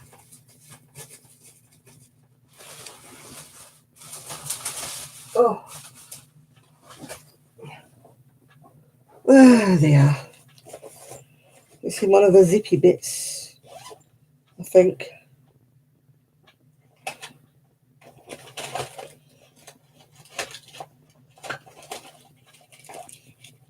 Yeah, I can't use that one. That's the tulip Etimo. This was a present from Doris Chan for my 70th birthday. But that's got what I call a big blob on the end of it. Can you see how blobby it is? And she swears by these hooks. But to me, that's not good enough of a, grippy bit to grip your wool. Yeah, it came from Doris Chan.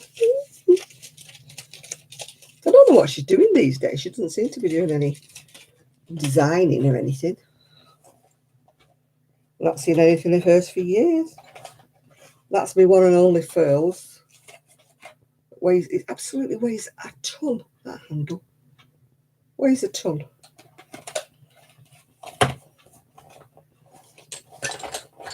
I don't know where. Oh, that's another one, a Knit Pro. I know it's a big size, but look at the size of that. It's a big docker. That one has got too narrow of a head for me. You know, the shaft bit there is too shallow. I crochet further down the hook than that.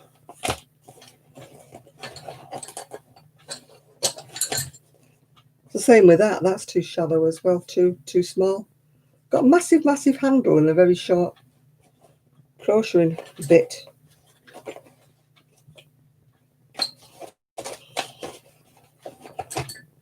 I can't find that other one. Maybe I gave it Kelly. I couldn't use it. So maybe I did. Oh, have a look in the other side.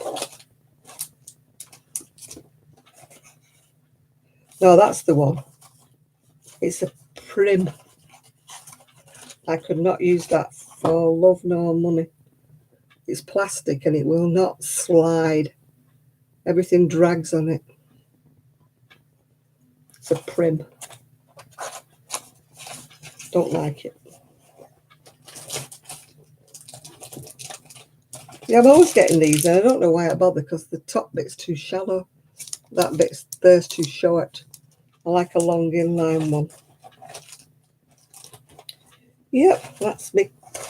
I think I must have given all the other ones away. But these are my favourite ones, my Susan Boy with a metal, not a metal, a bamboo handle. There's my favourites.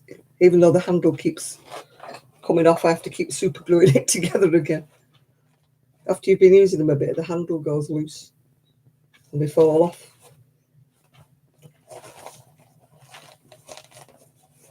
Yay. This is my favourite thing.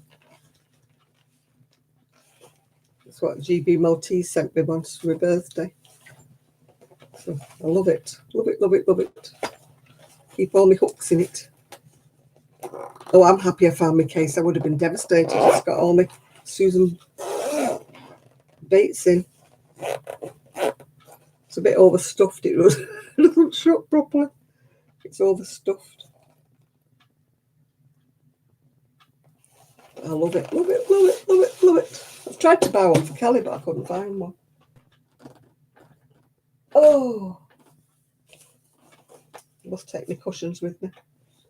Can't bear to part from the elephants. I don't think I did actually. I don't think they ever made one. I don't think I got a 7mm. I'll have a look if I got one in the end. I know somebody was going to send me one, but I don't know whether they actually did.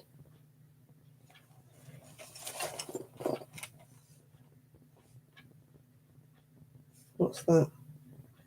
No, that's 650. No, that's 750. It's just a Susan Bates that's not got the handle on it. I wish they weren't so shiny and then you could read the figures. Susan Bates, what the heck's that? No, it's not. 550, that one. No, I don't think I ever did. That's in the spare 550. No, I don't think I ever did. I got a 7mm, but it's not got the handle on it. Sad. Hi, Brittany.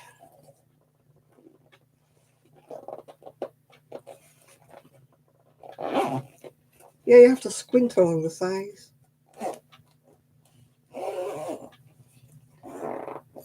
I've got all kinds of hooks. I really have a lot. I like those Crystalite if I'm going to use the big hooks. The massive hooks.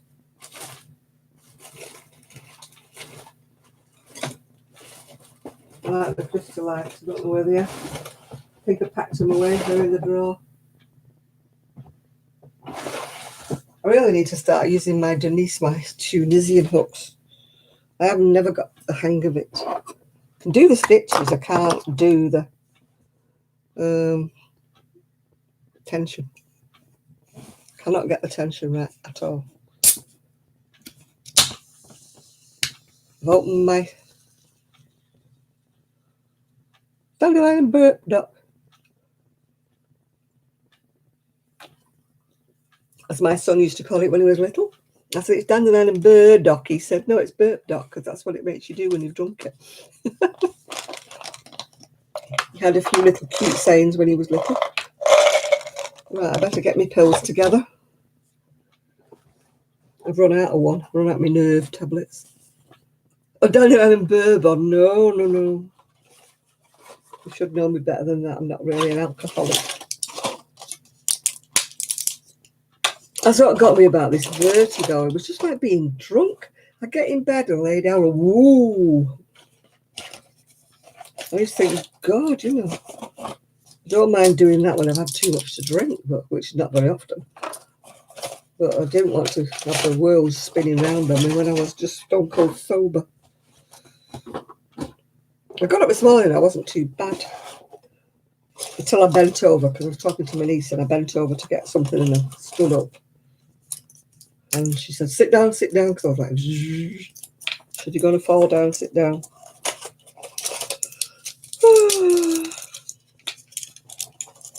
You can't even get a GP's appointment these days. You can't get to see your doctor. How could they diagnose tinnitus over the phone? Yeah. Or whatever it is, not tinnitus. Vertigo over the phone. A bit difficult, isn't it? They've got to look in your ears, haven't they, to see if they've got ear trouble. Can't just prescribe a tablet when it might not be that. It might be from my neck or something. So how can they diagnose that over the phone?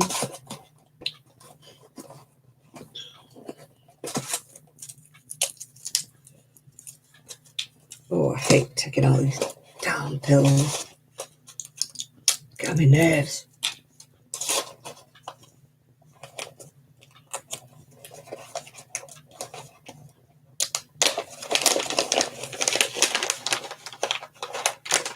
Well, I'm taking my blood pressure tablets, Teresa, so I'm hoping that's all right, yeah.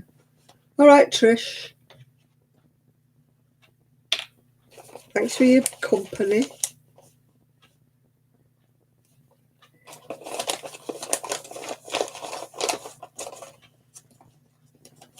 Yeah, I could use my Denise hooks, but I'm determined I'm going to master Tunisian. It's been on my list of things to do.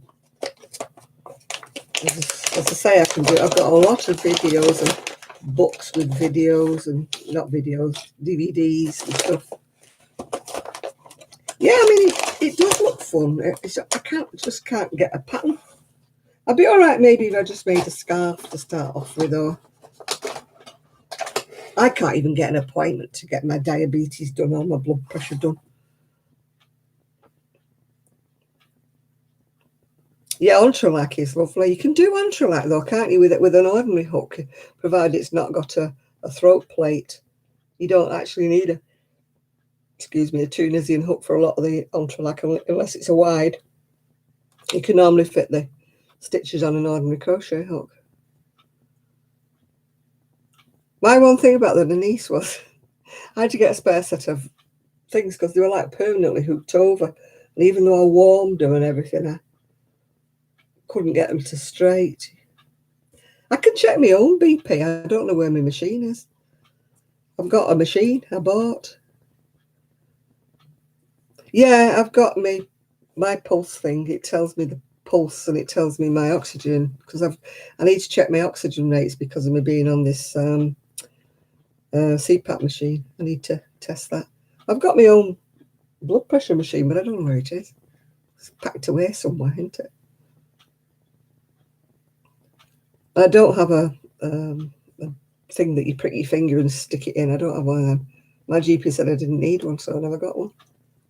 I'm not buying one. I don't need one.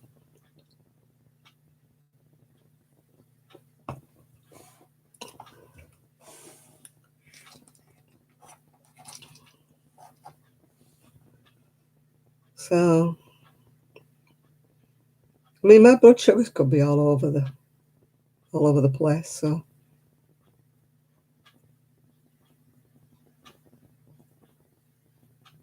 yeah, it does work on me when I find it, Sandra. Yeah.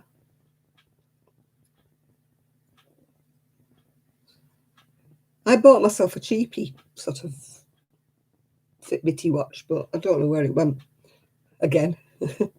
Hi, Jane. You're just about coming on when I'm taking my pills ready to go off. How come you're so late, Jane? Where have you been?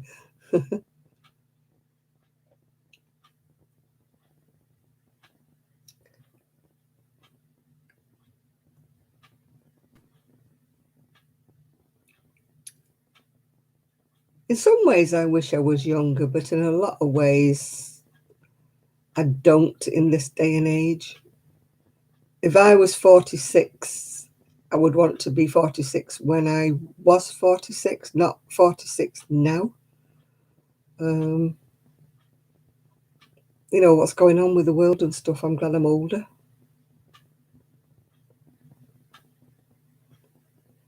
You know, when I was young, yes, I would love to be young again, but young when I was young, not young now. Yeah. I mean, I had a good 60s and 70s. Well, not so much as 70s because I was married then, but the 60s, my teenage years and my 20s years, I enjoyed myself. And I don't mean in that way. I'm not talking about men way. I'm just talking about I just had a good time with my friends and everything.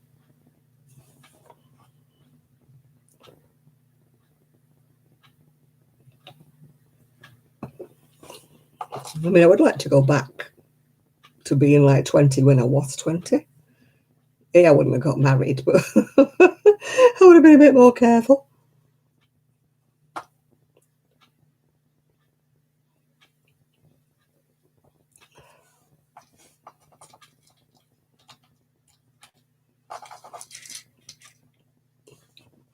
I mean, we had the best of things. Even my son, he's 51 now. I mean, he could play out on his bike. He could go anywhere he wanted. You know, I could go out dancing and walk home from dances and stuff. There's none of this being worried about date rape, and I wouldn't want to be 20 now. Not at this day and age, no. I wouldn't.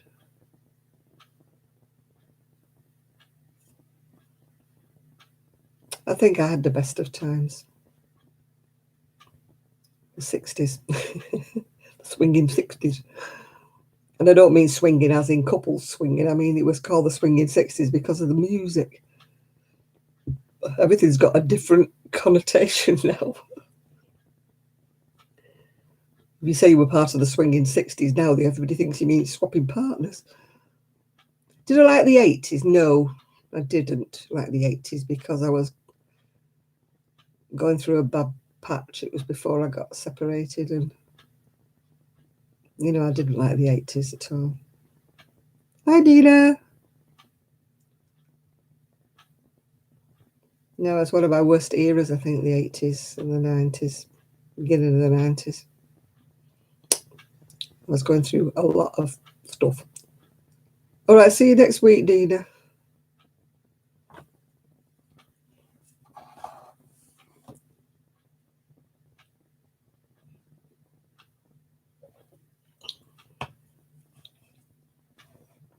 Yeah, the 70s and 80s weren't great for me because of my marriage. Yeah. Probably okay for my son. I mean, he had the freedom to be a child, which was good. I mean, kids today can't be like he was. He was always out on his bike, always off all over the place. I'm never worried about him. I just used to say, stay with everybody else, You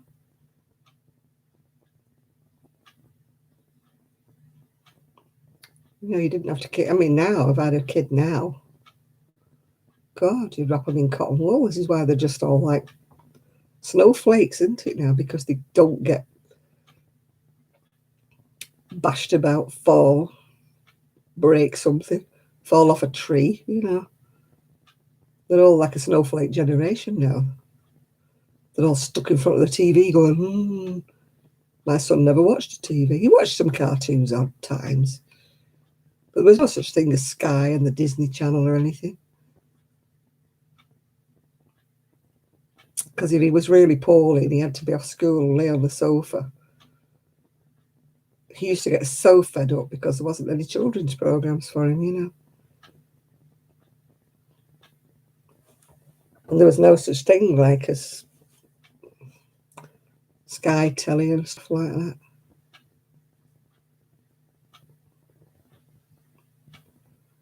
I didn't want to turn 50. Then when you turn 50, you think, what's the heck's the fuss about? It's just the same as it was when I was 49.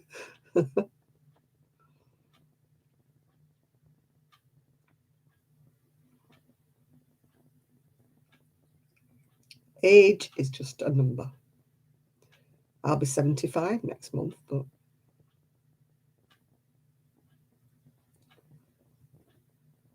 mentally I don't feel 75, but my body's letting me down. My body's definitely 75. I'm up in a bit of sea air. Not even paddling the sea. You never know, you look on a nice warm day. Bye, Dina. Although it's always cold to see, no matter how hot it is. I don't feel 16. I feel mentally round about in my 50s, maybe. But body-wise, no, I definitely feel 74. It's like, oh.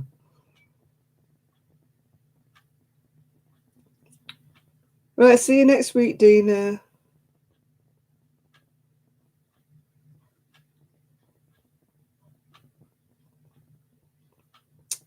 Oh, I do. My eyes are terrible lately. You know, all the non-sleeping. God, I need an eye lift. I won't have one, don't get me wrong. But I'm just hoping that the bags disappear from underneath my eyes when I get some sleep and I get less trauma.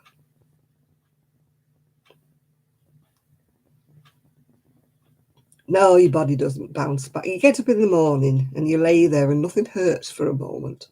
You lay there and you think, this is so lovely. Shall I stay here? And then your bladder says, no, you've got to get up because you need a wee. And then,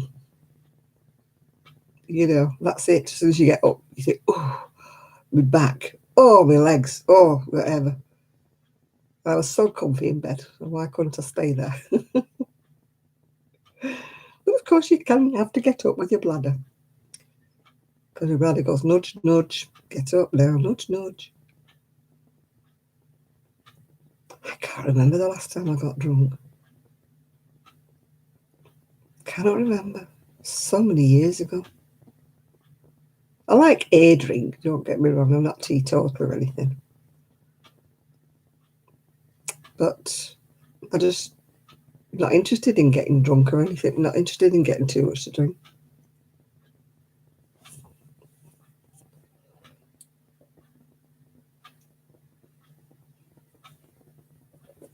Doesn't hold any interest for me anymore.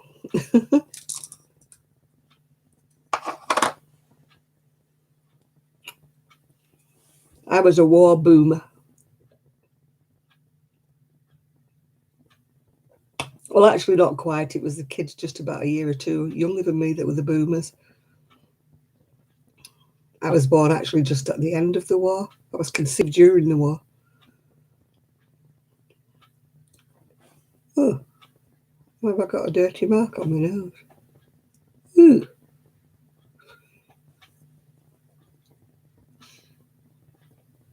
My hair isn't grey yet. Yes, I bleach it, but it's not grey. It's still brown. It's gone like fuzzy at the end. I don't know what I did to it this morning. I did have a shower, but it went a bit weird.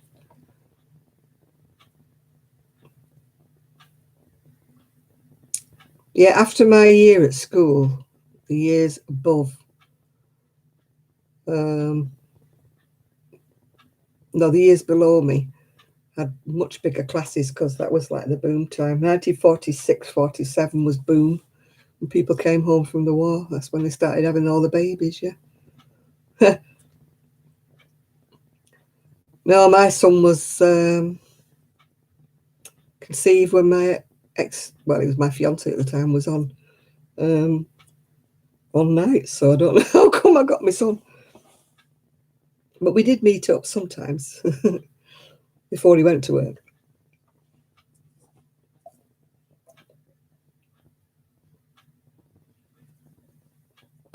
That's why I was so surprised when I was pregnant, because like it wasn't as if he was around. He was on nights, permanent nights he was on when I got, because we were saving up for a house.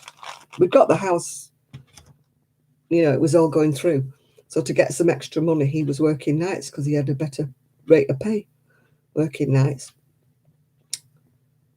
So I think we must have got carried away knowing we'd gotten a house and we were getting married. Yeah. My son was definitely an accident. We weren't even married. So I always say, you know, he was a one-off miracle kind of thing. When you think about how people try for years to try to get pregnant, and we kind of do it once and get pregnant right away.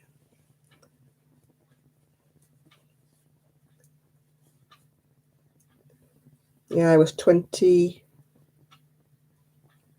I think. I was 23 when I had him, yeah.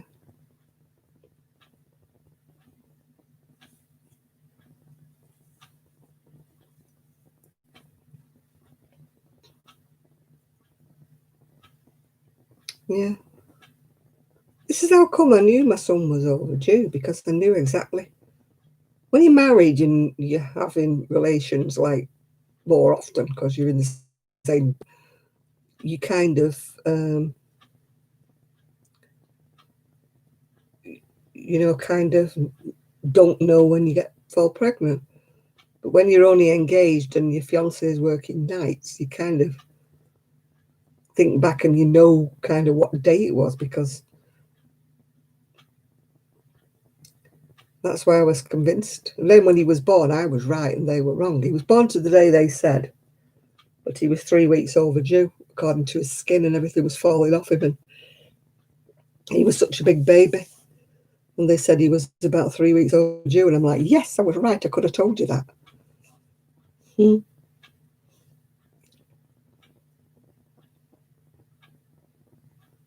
Yeah, I was convinced I wasn't pregnant. I just didn't feel pregnant. Had my usually monthlies. So I didn't dawn on me that I was pregnant. I had my monthlies until I was 7 months pregnant.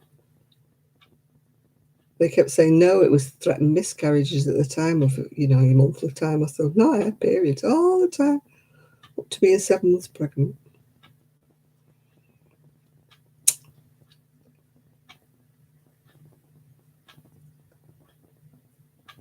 Yeah, your ex-husband was firing blanks then.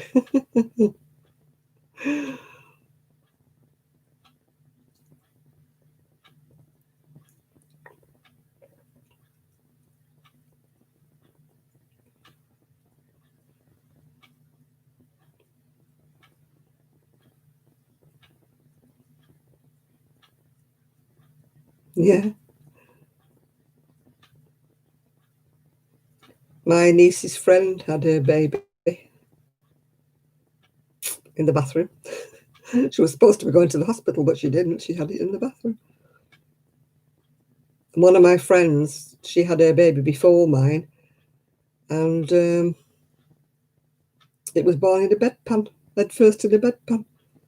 She said she needed to use the loo. And they said, you can't do. You need to use a bedpan. She said, well, bring me a bedpan. I'm dying to wee.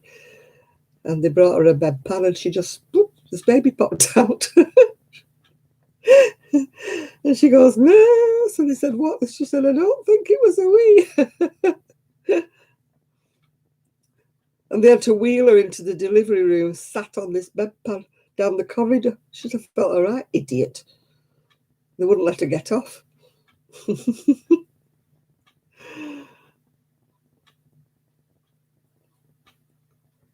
Yeah.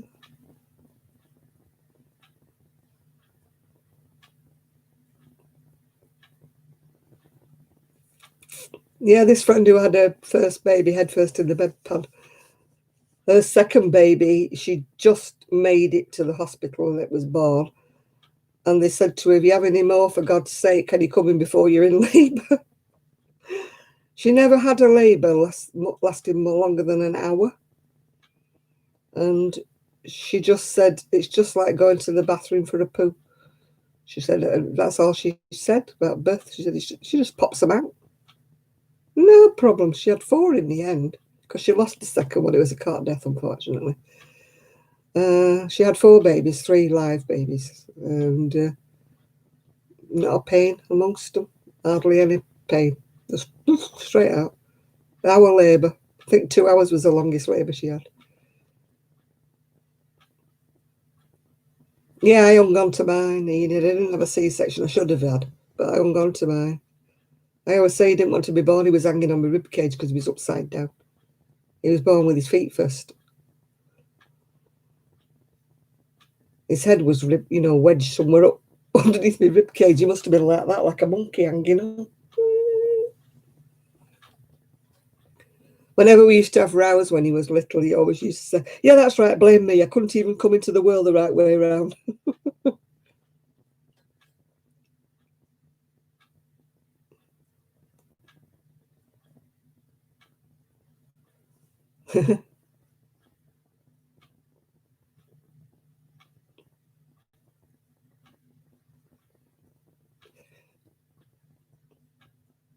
Yeah, I envy people who just have them like. I mean, my friend had 5. Oh, Ginger Kitty. Yeah, she just had. She couldn't understand why I had such trouble with my one. Yeah, 5 babies. Boom, boom, boom. I think 3 of them her husband delivered because she never made it to the hospital.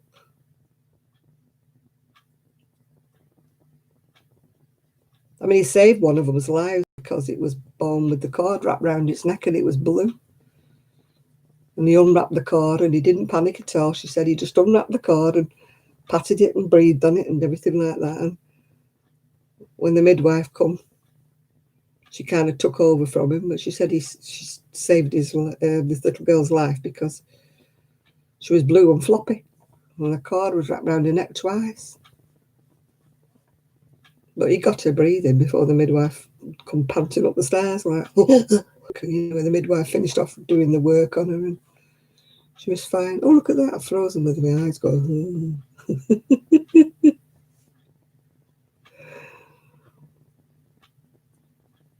Hey, I'm going to go to bed, I think, now.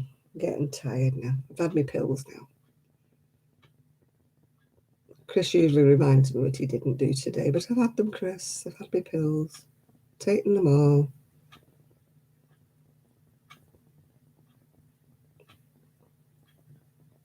Taken my pills. I'm going to turn the alarm off, I think, and just sleep.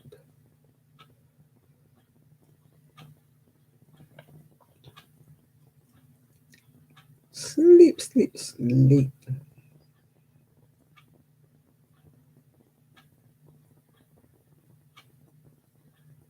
Yeah, good night, John. Good night, everybody. I'm just going, I think I've done well considering I had about 4 hours sleep this morning.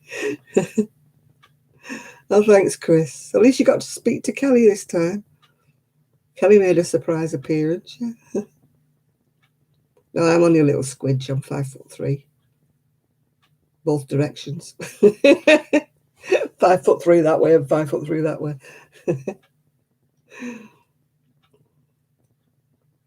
Oh dear. Night night, Nathan. Night night.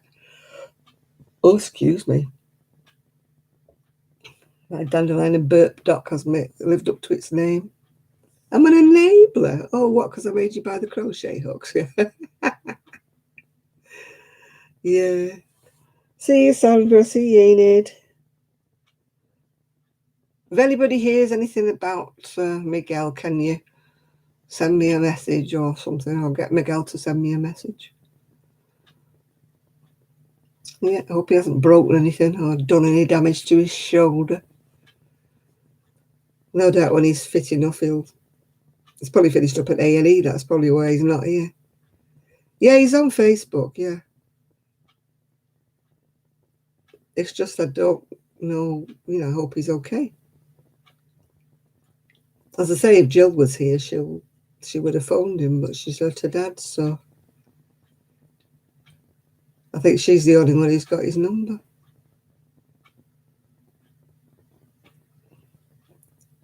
Yeah, I just hope he hasn't done any damage to his shoulder after he spent all that time waiting to have the op and spent all his time doing his physiotherapy. He probably was. I think it's today he's fallen. Because somebody said he wasn't on, was it your live or Jill's live this morning? He wasn't on that. So, now I had my flu jab on whatever, and I had no effects whatsoever. I don't know whether it doesn't take on me or what. But they said to me my arm would start to ache, and it hasn't done. So, has not done it. Yeah. Right, people, I'm going to bed now because my eyes are going heavy, heavy, heavy. No, I never have any ill effects from having a flu jab. Nothing. I never have been having a flu jab for about 15 years now. And she said to me, this one's different. This one will make your arm ache. It's got a different consistency or something. But no, nothing. Doesn't hurt, doesn't ache, doesn't do anything. Just don't even know I've had it done. Right. Good night, everybody. I'm going to go now because I'm really, really tired.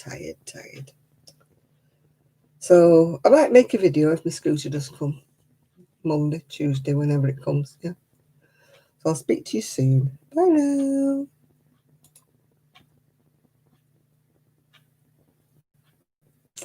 Frozen in time. Trying to say goodnight and it's not happening. Why will it not end? It's frozen. I'm pressing end stream. Oh yeah, here we are. Bye now.